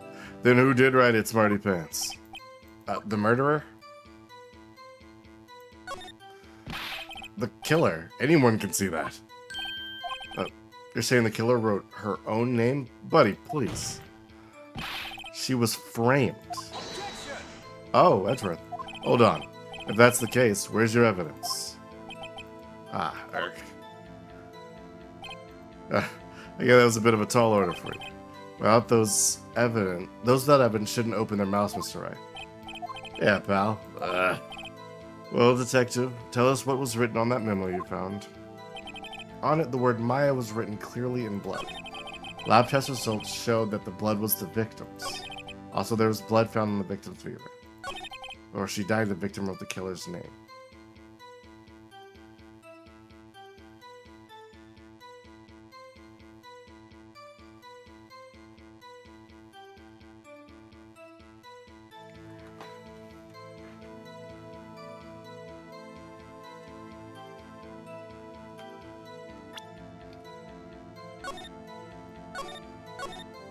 I want to know something. I'll stick by it. I just wanted to say it, but if I press again, Detective Gumshoe, do you get a lot of cases where the victim actually writes the killer's name? Sure, it happens all the time in books and the movies. This isn't a movie, detective. Let's talk about it. Reality, shall we? I guess I haven't heard of many cases, no. Don't you find it a little odd that the victim would write down a name, especially the name of her own sister? Actually, you got a point, pal. Stop right there. The witness' opinion on the matter is irrelevant. The facts are clear. The victim wrote down the name of the accused. The victim told us the name of her killer. Order. I didn't go so well. That's right, what he said. That's his whole testimony. Okay, so there has to be a contradiction there. Let's find it. Okay. Oh.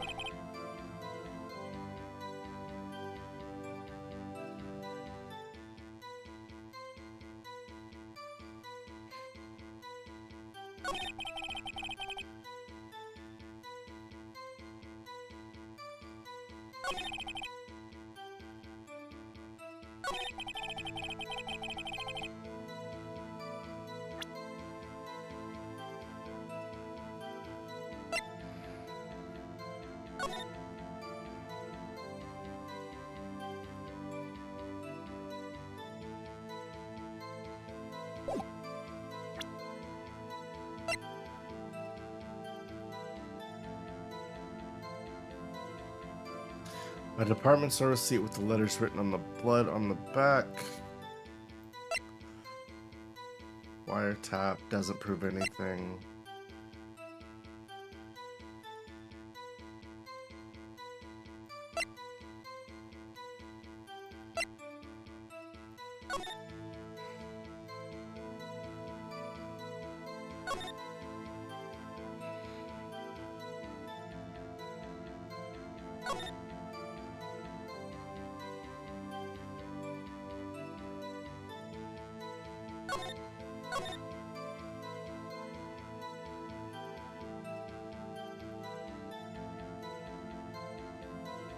Pressing is always free, so don't hesitate to go over anything you want more on. Okay, thank you.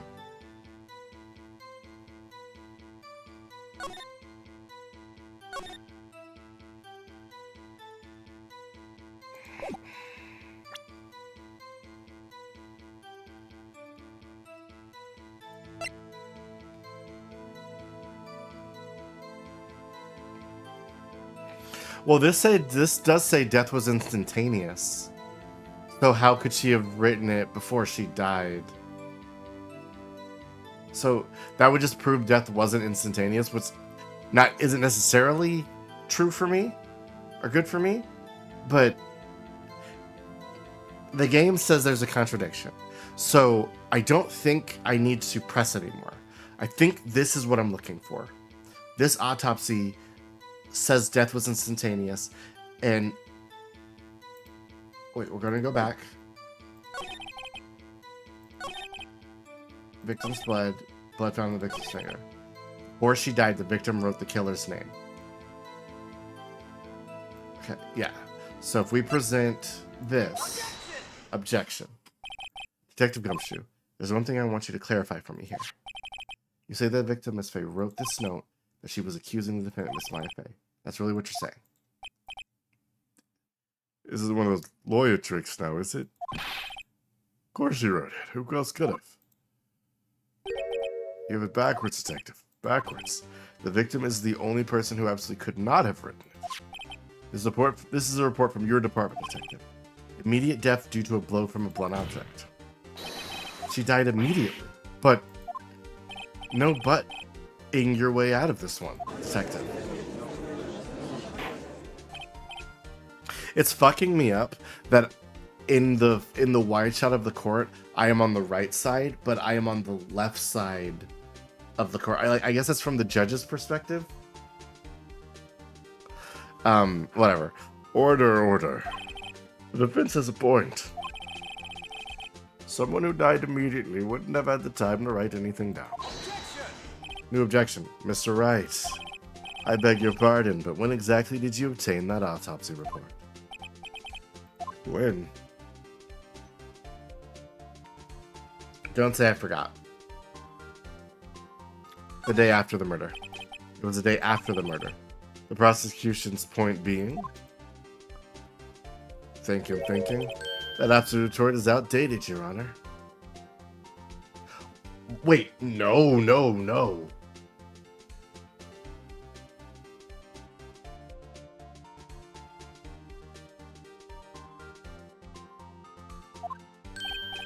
What? A second autopsy report was performed yesterday at my request. Death was almost immediate due to a blow from a blunt object, but there's a possibility the victim lived for 7 minutes after the blow. I received these results this morning. It's quite easy to imagine that the victim did have time to write Maya. That is all. I see. Damn you, Edgeworth. I should have known you have something up your sleeve. Why, Mr. Wright, you look shocked. Something you want to say? I'm a sham.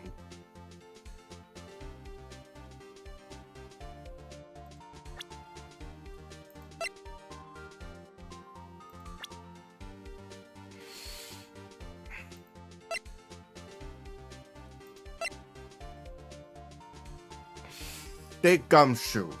Yay, sturdy, see?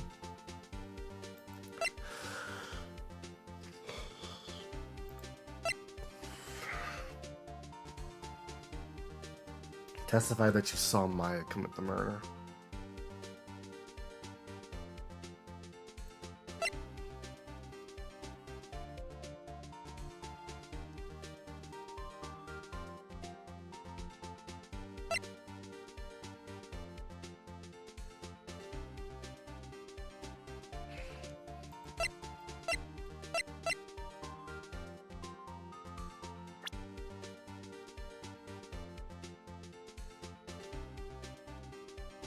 several minutes. It's not almost immediate. It is not almost immediate.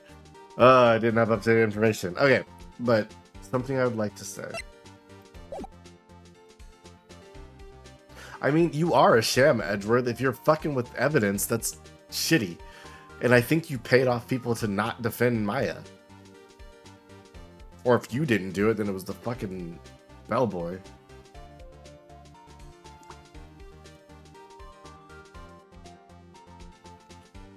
Now,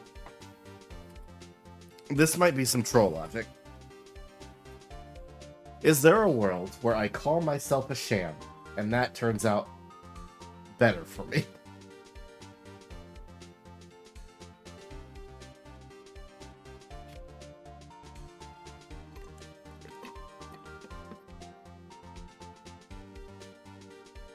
I think that's a crazy, crazy thought. Honestly, I think it's stupid. But also, it sounds... Was I a fool to trust you in your report? But me, I wasn't... Detective Gumshoe. I'm disappointed in you. Handing him the wrong report... It worked out for me! Yeah, I'm sorry, sir. You're at fault, Detective. This isn't going to look good on your evaluation next month. What? But... Your Honor, I submit this report to the court. Understood. The court accepts the evidence. The actor from below may have lived for a few minutes after being hit. Well, Your Honor, the evidence strongly suggests the victim was identifying the killer. I suppose that's the obvious conclusion, yes. Darn, this isn't good.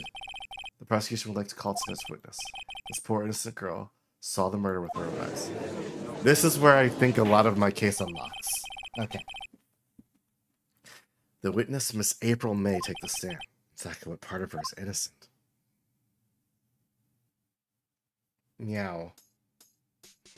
I'm just a little guy. Witness, your name, please. April May. Check out my witties. At your service, wink.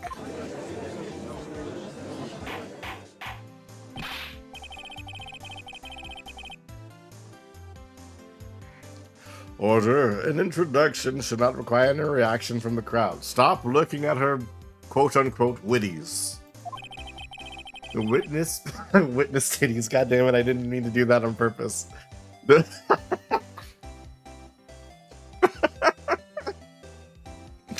I made myself laugh. Okay. The witness will refrain from wanton winking.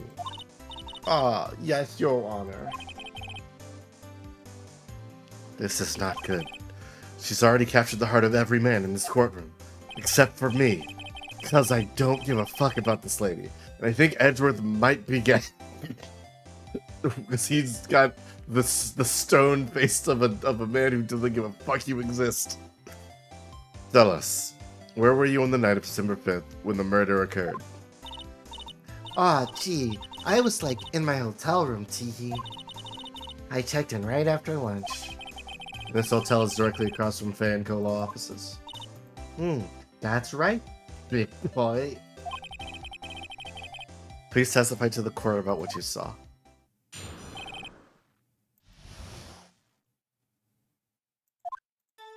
It was like 9 at night. I looked out to the window, you know. And then, oh, I saw a woman with long hair being attacked. The one attacking her was the mousy girl sitting in the defendant's chair. And then the woman, like, dodged to one side and ran away. But that girl, she caught up to her and she hit her.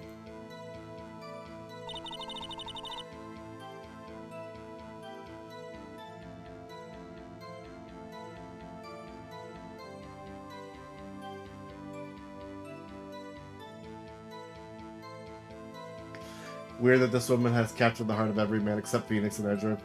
I think Phoenix is just too focused on the case and also already kind of wasn't... Well, he was kind of like blushing and stuff in the hotel room, but whatever. We can draw bruises and shit, but... then the woman with the long hair, she kind of slumped. In the end, that's what I saw, every little bitsy witsy. Well, Your Honor, I see. It is remarkably solid testimony. I don't see a need to trouble the witness any. Wait, Your Honor. Yes, Mr. Wright. What about my cross-examination? I thought the witness testimony just was quite firm, didn't you? Mr. Wright, I understand you were Miss Mia Fey's understudy, were you not? You must know her techniques well. A cowardly way of finding tiny faults in perfectly good testimony.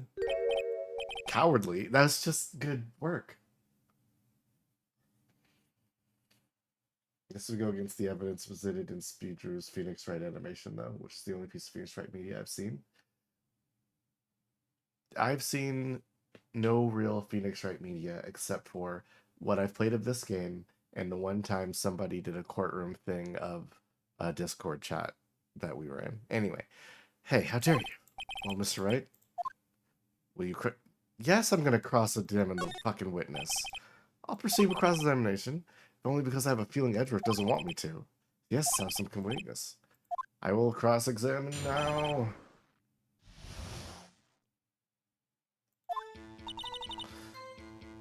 It was like 9 at night. I looked out the window, you know. And then, ooh, I saw one with long hair being attacked. The one attacking her was the mousy girl sitting in the defendant's chair. And the woman, like, dodged to one side and ran away. The girl, she caught up to her and bam, hit her.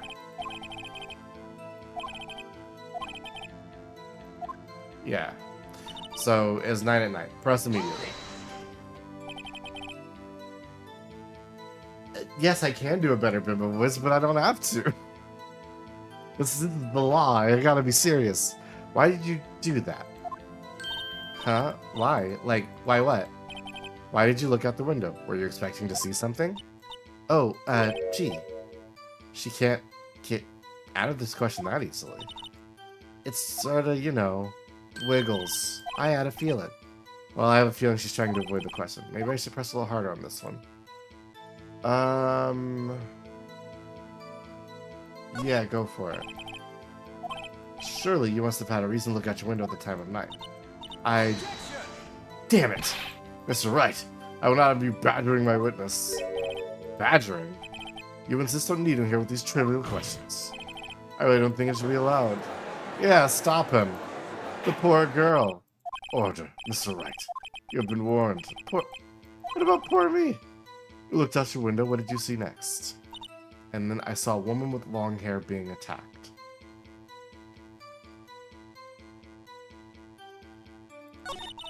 The one attacking was the mouse girl sitting in the defendant's chair. The woman, like, dodged to one side and ran away.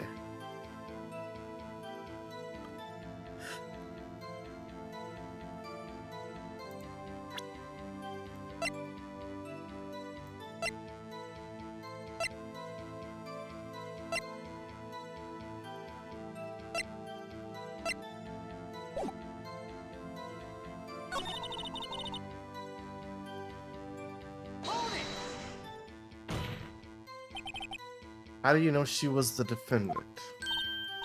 Well, you know, she had a girlish physique. Women know these things. Look, I just know, okay? There's only one person at the scene of the crime with a short girlish figure. The testimony is bulletproof, Your Honor. He's right.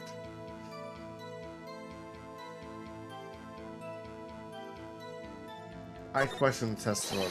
Hold it a minute. That testimony stinks. What? Miss May, I'm willing to bet that you saw nothing. That is my guess. I don't think she actually saw a murder. Because she didn't... we don't actually see that she called the police until after I had, like, put Maya's body in the other room and went back to check the body.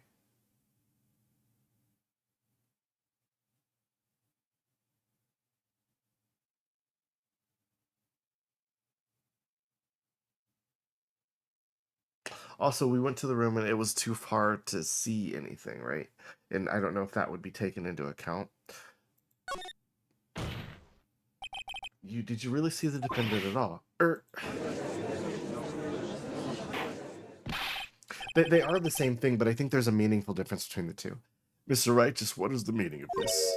Yes, what is the meaning? Someone tell me, because I'm clueless about this. I mean, Jesus Christ, fucking L Riz mewing fucking 1,000% aura. Jesus fuck, idiot, I hate this guy. If you had really witnessed my client, Maya Fey, you would have noticed her clothes before noticing her physique. No one wears clothes like this on a daily basis except her. And I'm no expert on fashion, but her hairdo looks far from normal to me. However, the witness's testimony mentions neither of these things. The testimony is bogus. But still, we don't know if she was dressed that way at the night of the murder. She was, Your Honor. I saw her, and so did Detective Gumshoe. What did you say about that, Miss May? What are you trying to say, you mean lawyer? Fucking absolutely ew, no phantom tax. I hate this guy. I saw what I saw. I just didn't think all the trifling little details are necessary, darling. Her clothes whack, her hair whack, Miss May. The court would like you to remind you to please omit nothing in your testimony. I sorry, Your Honor. I be good girl, I promise. Wink-a-woony. Your testimony again, if you would. Damn, I almost had it. Well, more details here. Witness account. I did see everything, I did. The victim, the woman, dodged the first attack and ran off to the right. Then the girl in the hippie clothes ran after her, and she hit her with that weapon. I saw it, I did. That clock, the kind of statuary clock, the thinker, I think. Well, does the accuracy of my report not startle you, Teehee? I see. I only wish you'd been so detailed from the beginning. Please begin the cross-examination.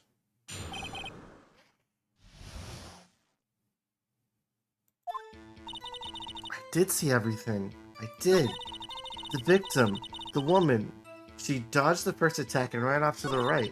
And then the skibbity girl in the hippie clothes ran after her. And she hit her with that weapon. I saw it, I did. That clock, the statuary clock, the thinker, I think?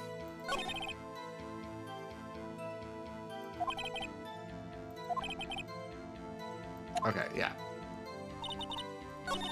Press. Hold on. Is that right? As in, you're right as you look from the hotel. Which hand do I hold my knife in again? I don't know. Right, it was my right hand, right. Satisfied, Mr. Wright? Please continue. Then the girl in the hippie clothes ran after her.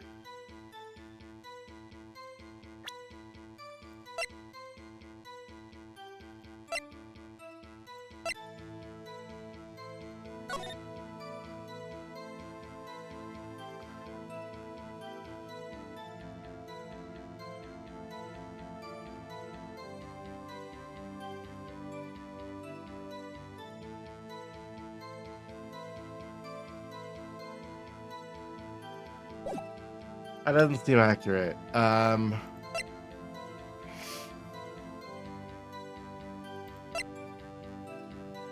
this is broken, and this was on the left side. I want to press one more time. Her hippie clothes.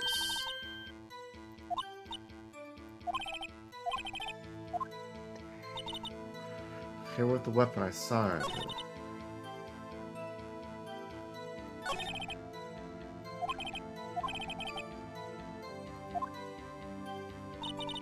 Okay.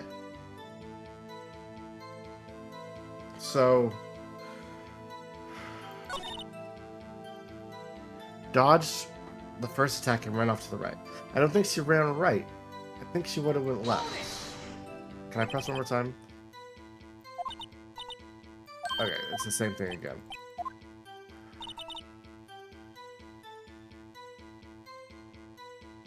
I'm not going to get anything else from pressing here.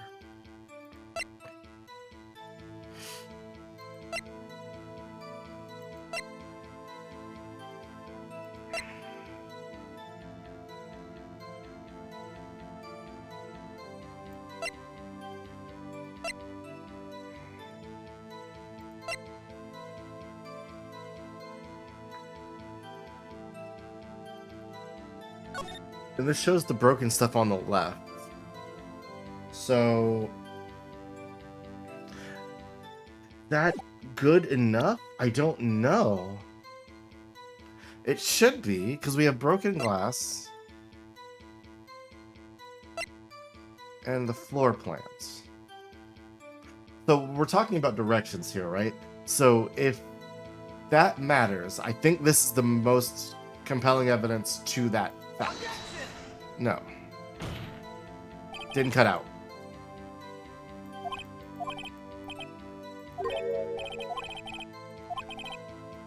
God damn it.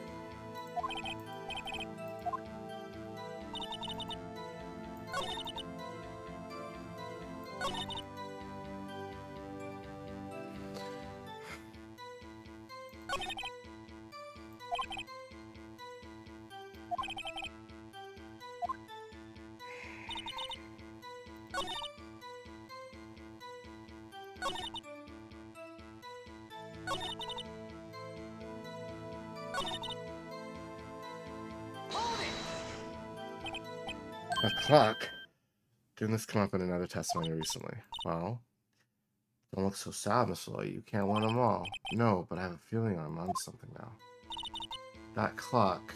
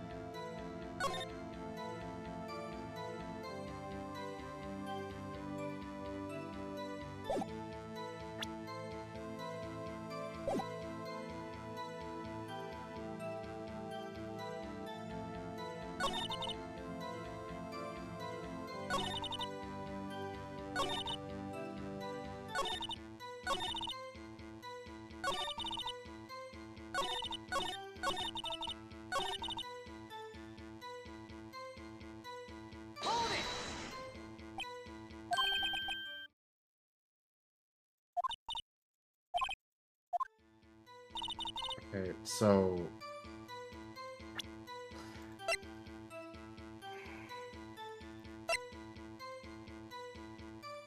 is this what you're looking for? Nope, it's not. Damn it.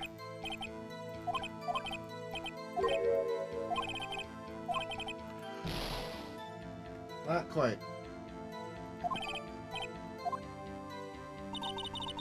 Shit.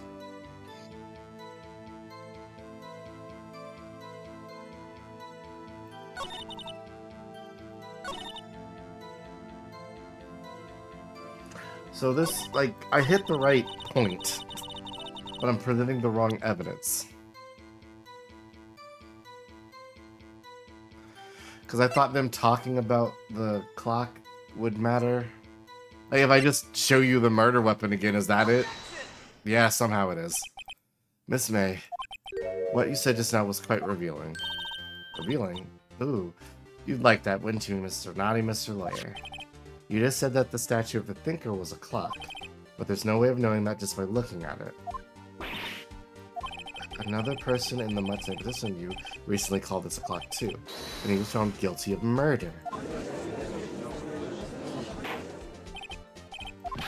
Miss May, can you explain how you know this was a clock? The witness saw the murder with her own eyes. That's all that's important here. The defense is trying to confuse the issue with trivial concerns. Yes, of course. You will withdraw your question, Mr. Wright. No, I won't. But the questions are all I have, Your Honor. And as you may recall, I caught murders with these questions before. Only once. Objection sustained. You may continue to question the witness. Nice. That was close. If you stop me there, the trial will be over. Oh, what? So what happens now? What happens now is you answer my question. How'd you know it was a clock? That's... because I heard it? Yeah, I heard it say the time. So you've been to the law office of Pay & Co? No, I didn't say that. Why would I go there? I heard it from my hotel room. Hee. The law office of Pay & Co where the murder took place is very close to the hotel. She could have easily heard the clock. No. No, Your Honor.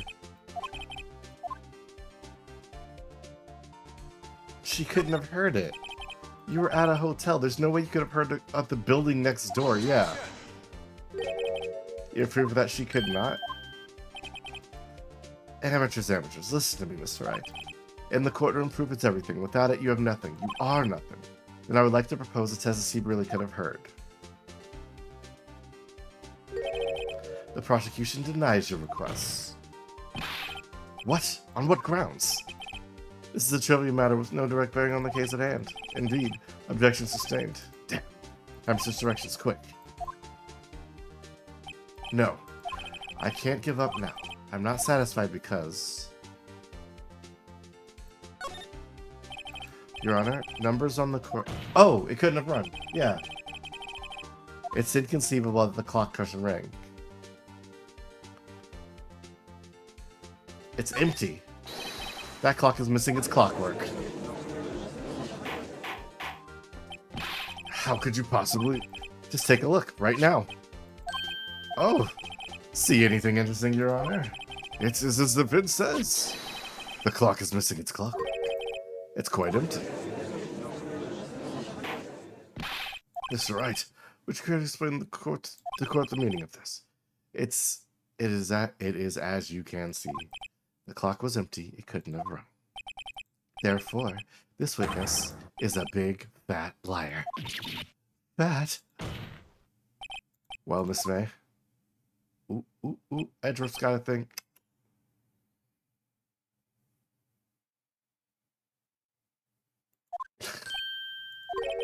Quite a show you put on for us, Mr. Wright. He knew the clock was empty somehow, he knew. I'm afraid you've forgotten one thing, however. Indeed, the clock is empty, as you can say. It can't ring. However, we must ask, when was the clockwork removed? If it was after the witness heard the clock and there was no contradiction. That's true. That's a possibility. The clock might have been emptied after she heard it. And that is exactly what happened, Your Honor. Well, Mr. Wright, can you prove the clock was removed? Impossible, of course. I have proof. Get fucked, Edgeworth. What? Wasn't it you who told me proof is everything? Well, I was listening. And now I'll show you the proof you like so much. The evidence that proves when the clockwork was removed. It was this phone conversation. Take a look at this. That's a very cute cell phone. Thank you, Your Honor. Ooh, you have a girly phone. Well, wait. This isn't my phone. Listen, this is the defendant's cell phone. It contains a recording. A recording of a conversation he had with the victim on the day of the murder. Order? The defendant's cell phone? This wasn't brought up to my attention. Perhaps Detective Gunsu overlooked it. The good detective better remember he's up for evaluation soon. I gotta say, I'm starting to feel bad for the big fella. Let's hear the conversation. Beep. So you just want me to hold onto the thinker for you then? If you could, I should probably tell you the clock isn't ticking right now. It's not working. That's lame. I had to take the clockwork out. September 5th, 9:27 a.m. Your Honor, I think this makes it clear the clockwork was already gone by the time this was recorded, which was well before the witness ever even arrived at her hotel. No. Well, Miss May, would you care to explain this to the court? Just how did you know the weapon was a clock? Well, isn't it obvious? I saw that clock before. What store was that again? I go to so many. Oops, I forgot, wink. So witness had seen it before? That would make sense. Does the defense have any objections, Mr. Wright? Yes! The witness claims she has seen it before. That directly contradicts a piece of evidence already submitted to this court. Well then, let's see it. Here's this evidence that will prove the witness had not seen that. This was made by my friend Larry, but... It all falls down, baby! It all falls down, baby! It's simple. This clock was never in any store ever before. What? A friend of mine made that clock. Only two exist in the world. And the one that isn't here is in police custody. Impossible. Everything is sold in stores. Miss May, I think it's high time you went shopping for a better excuse. Yo, Phoenix, I like your lines. Oh, excuses not on sale today. Huh. Luckily, jail sentences are 50% off. Uh-oh.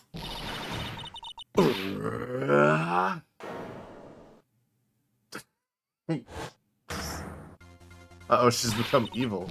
What's it to you, porcupine head? That stupid ass clock doesn't matter, okay? She did it, and she should die for it. Die!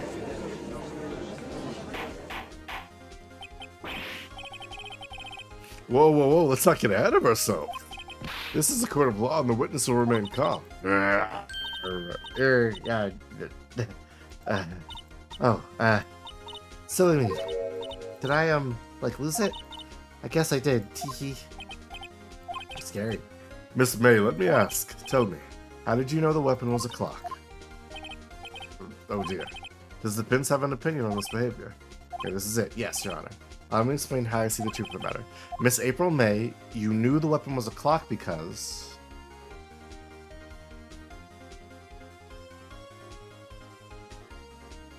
you'd heard about it. The witness had never held the clock in her hand. However, she had heard it was a clock. She had heard. That's correct, Your Honor. There was no other way she could have known the thinker was a clock. And I can show you the proof. Well, this is interesting. Let's see it then. Show me the evidence proving that the witness had heard the weapon was a clock. Motherfucker, it was a wiretap, bitch! Have a look at this. I found this in Miss May's room.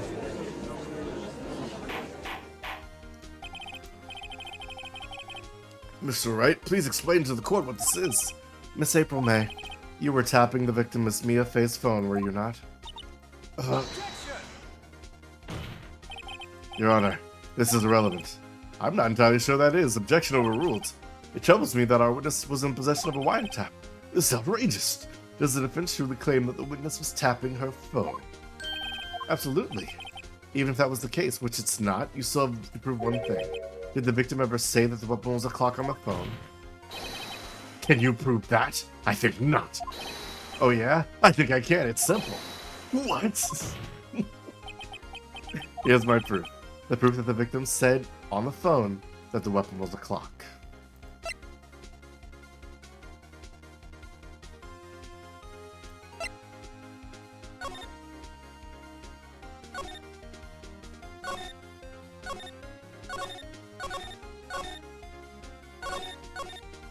Oh, yeah, this... It says it's a clock in here.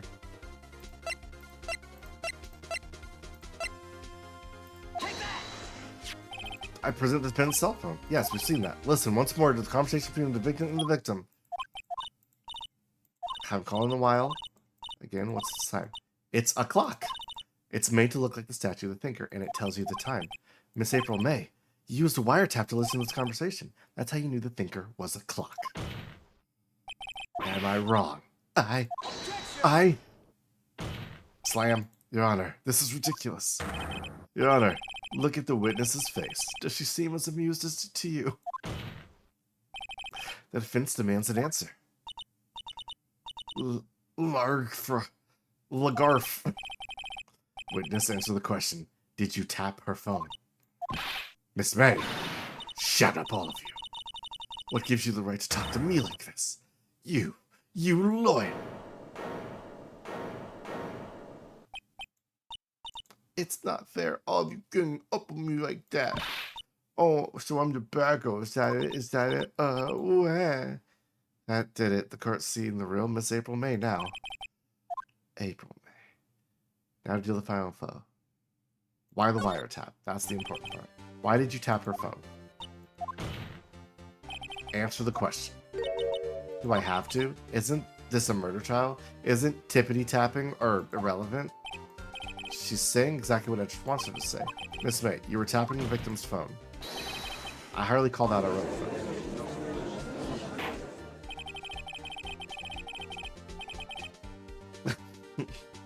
While this court does not condone the defense's tone of voice, he has a point. Well, Miss May, do you have an explanation for the court? Can you prove that you had nothing to do with the murder, even though you tapped her phone? I'd like to see you pull that off. Mr. Lawyer, I saw that evil grin. You're probably thinking, I'd like to see her pull that off. Damn, she's good. Well, you're not the first man who's thought that. And of course, I can and will. You can't be serious, no way. Way, I say way. Oh, and I assure you, I'm serious, Mr. Lawyer. Okay, so like, the killing happened around 9 at night. Why, that's just when I was getting room service from that sweet bellboy. Room service? Iced coffee, I believe it was. Iced coffee, you know? Like normal coffee, but cold. If you don't drink it quick, the ice melts, and then you have regular cold coffee. Iced coffee. Think I'm making this up? Asked the bellboy. Wink. Ergo, the witness was not on the scene at the time of the murder. Well, but she said she saw it. Talk to you later, Dizzy. So where does that leave us? It is my greatest pleasure to inform you that the witness appears to have been tapping the victim's telephone. However, this was a separate crime with no bearing on the current case whatsoever. Her testimony stands. She saw the defendant, Maya Fey, commit the murder. No. They're going to just let her walk away. There's no way I can win unless I tie Miss May to the murder somehow.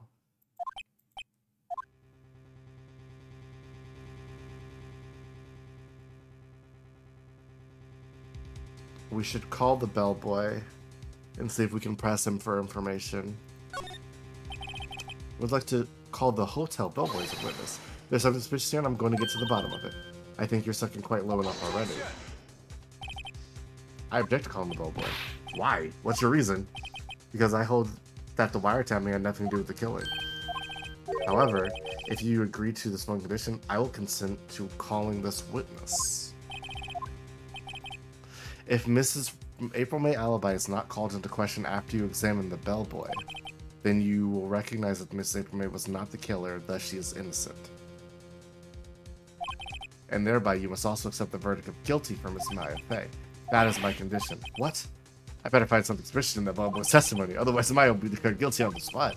What should I do? I gotta go for it. Understood. I'll accept your condition. Fool. You fell right into my trap. Uh-oh. Very well. The court calls a hotel bellboy to stand. I don't think he can just, like, make up a condition. I believe we're ready for the witness to testify. He certainly does look like a bellboy. He's still carrying the tray, huh? Yes, sir. I believe I received your summons in the middle of your work, sir.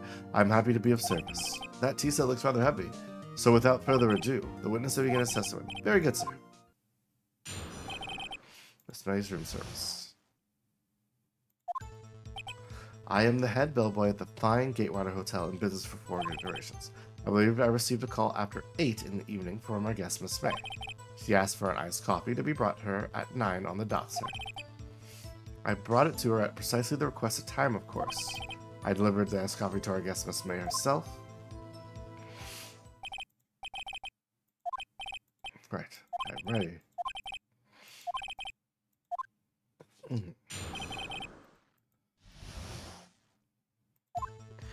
First, head bellboy. I believe I received a call at 8. She asked for an iced coffee to be brought her at 9 on the dot. I brought it to her precisely the requested time, of course, and delivered the iced coffee to our guest, Miss May herself. And I want to press you on this. Precisely 9, then. Precisely. Exactly. Most definitely at 9. How can you be so sure? Miss May was quite insistent that it be brought then. Oh. Bellboy, teehee. I'd like iced coffee at exactly 9 o'clock. Something like that, sir. Therefore, I knocked on her door at the crack of 9, sir. Why would she be so particular about the time?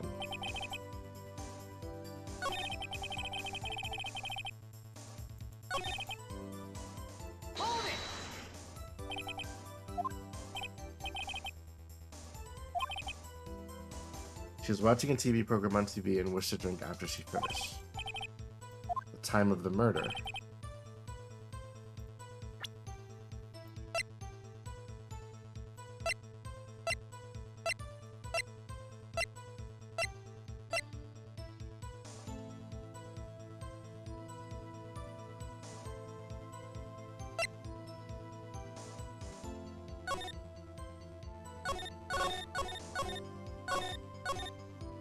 See you tonight at 9?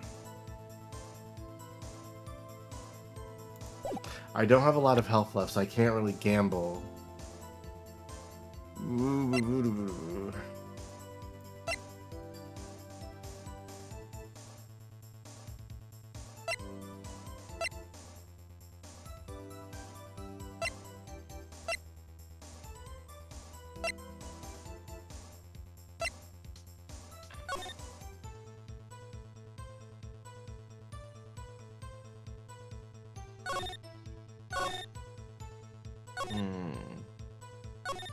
9 a.m. Murder was at 9. That doesn't actually prove that, because that could happen before. Died from a blunt. The autopsy report maybe doesn't prove it either. 8 in the evening. Okay, let me press this too.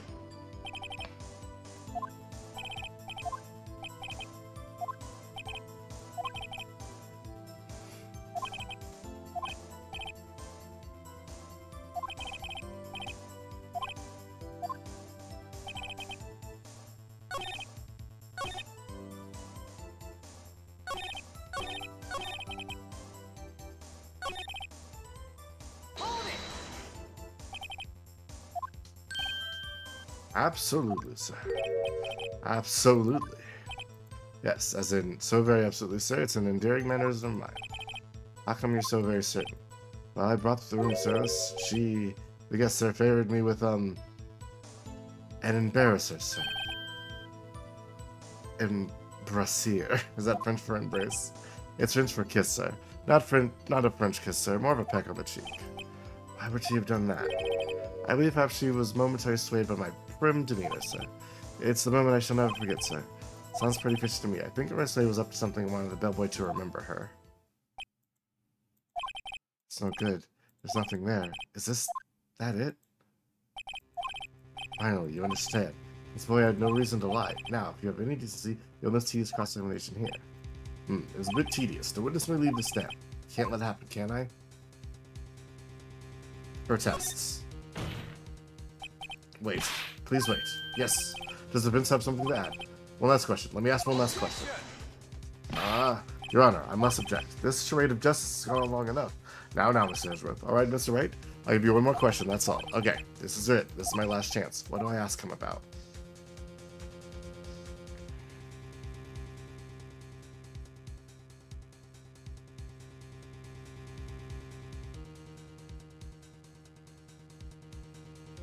The bed was in a detail that seemed to make a lot of difference.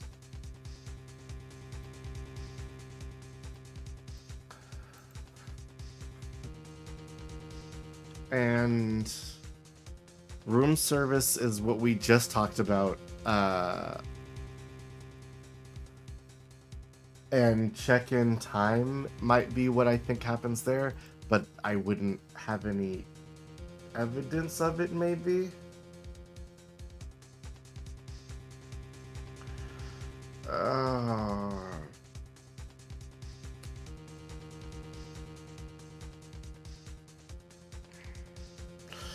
What do I ask you about? God damn it.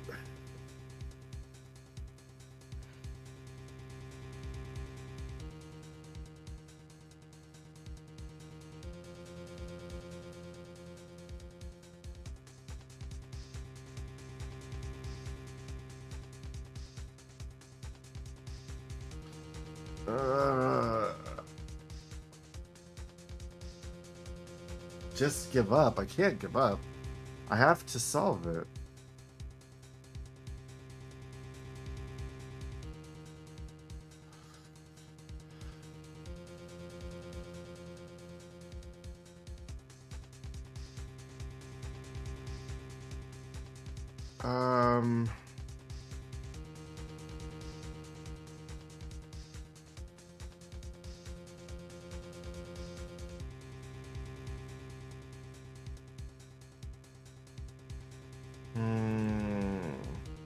Okay, so the bed. No, wait. No. Okay, wait. No. Hold on. I'm working something. Hold up. I'm shuffling. When we went to the room, there were on the table. There was like a bottle of wine and 2 glasses to make it seem like 2 people had stayed there.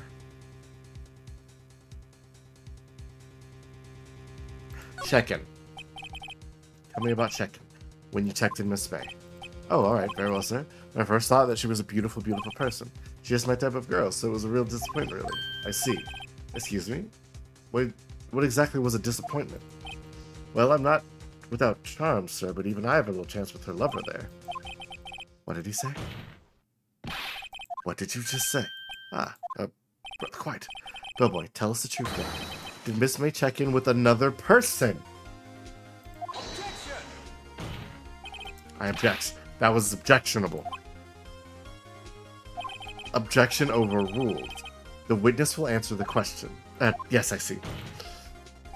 Why did you not mention this in your testimony? Well, sir, you didn't ask. Nice try. That's the sort of thing you were normally supposed to mention. Ah, yes, quite. Indeed, it was a good barrister there, Mr. Edgeworth, who...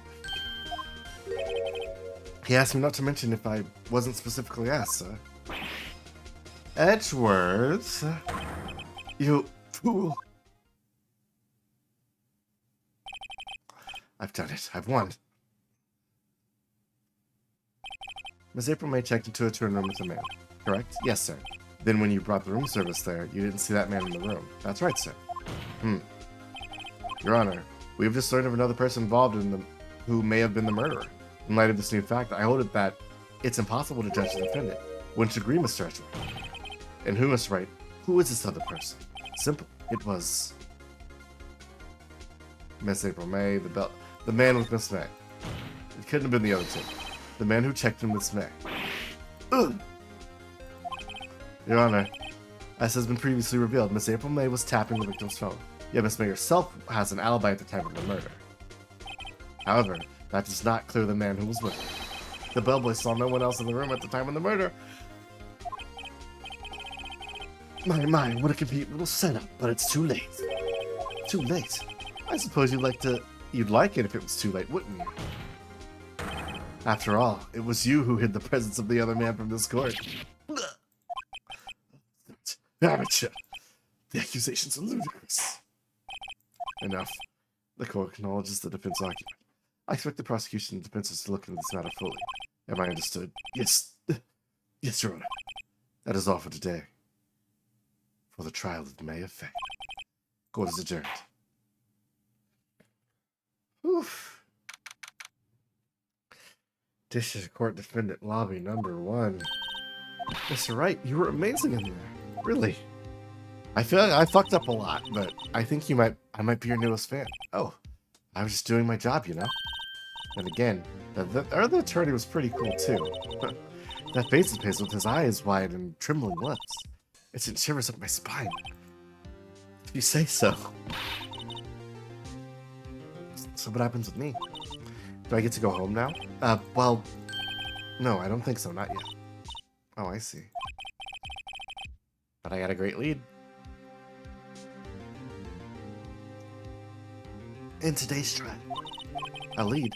That man with Miss May, he's the key. Oh, I get it. What happened to Miss May after that anyway? I heard they arrested her. I guess she's learning her charms don't work everywhere. She's probably at the detention center now. I may have to go down there later. Anyway, this case is far from closed. Yes, sir. I'm gonna find more about this man. Do you think he was the one who... Maybe so. Sis. Don't worry. I'll find him by tomorrow. I promise. I'm counting on you.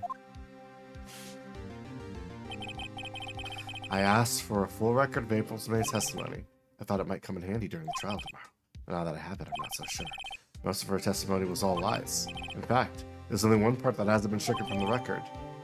The victim dodged an attack around the right, but she was caught and struck. I don't know how much good this will do me all now. Anyway, time to hit the pavement and go do some investigating. Maya doesn't belong in that detention center, and it's up to me to set her free.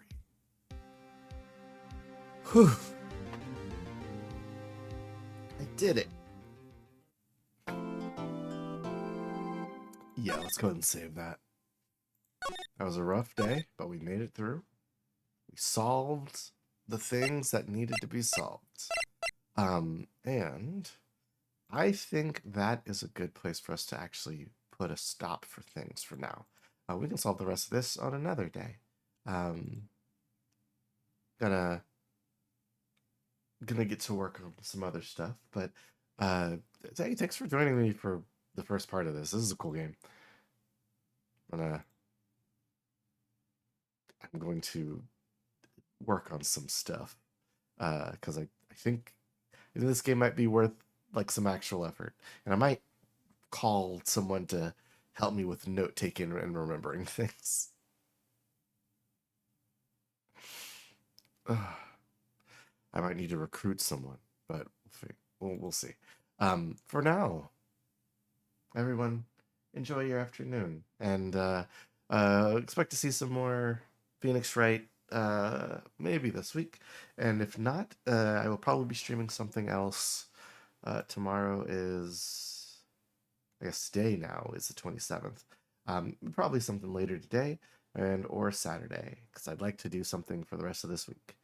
And keep an eye out next month for some new Tales of Harbor stuff. But for now,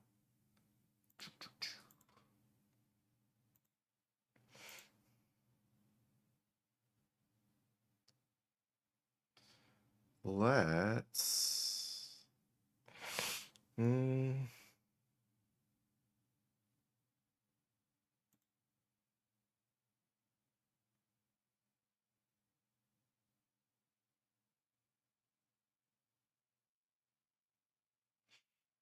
let's go say hi to Brace, who is playing Legend of Zelda. I think.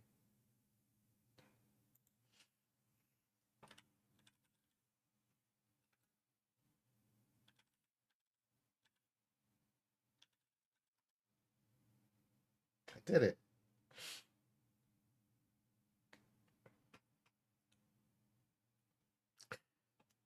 Appreciate y'all. Hope to see you later. Bye for now. Button.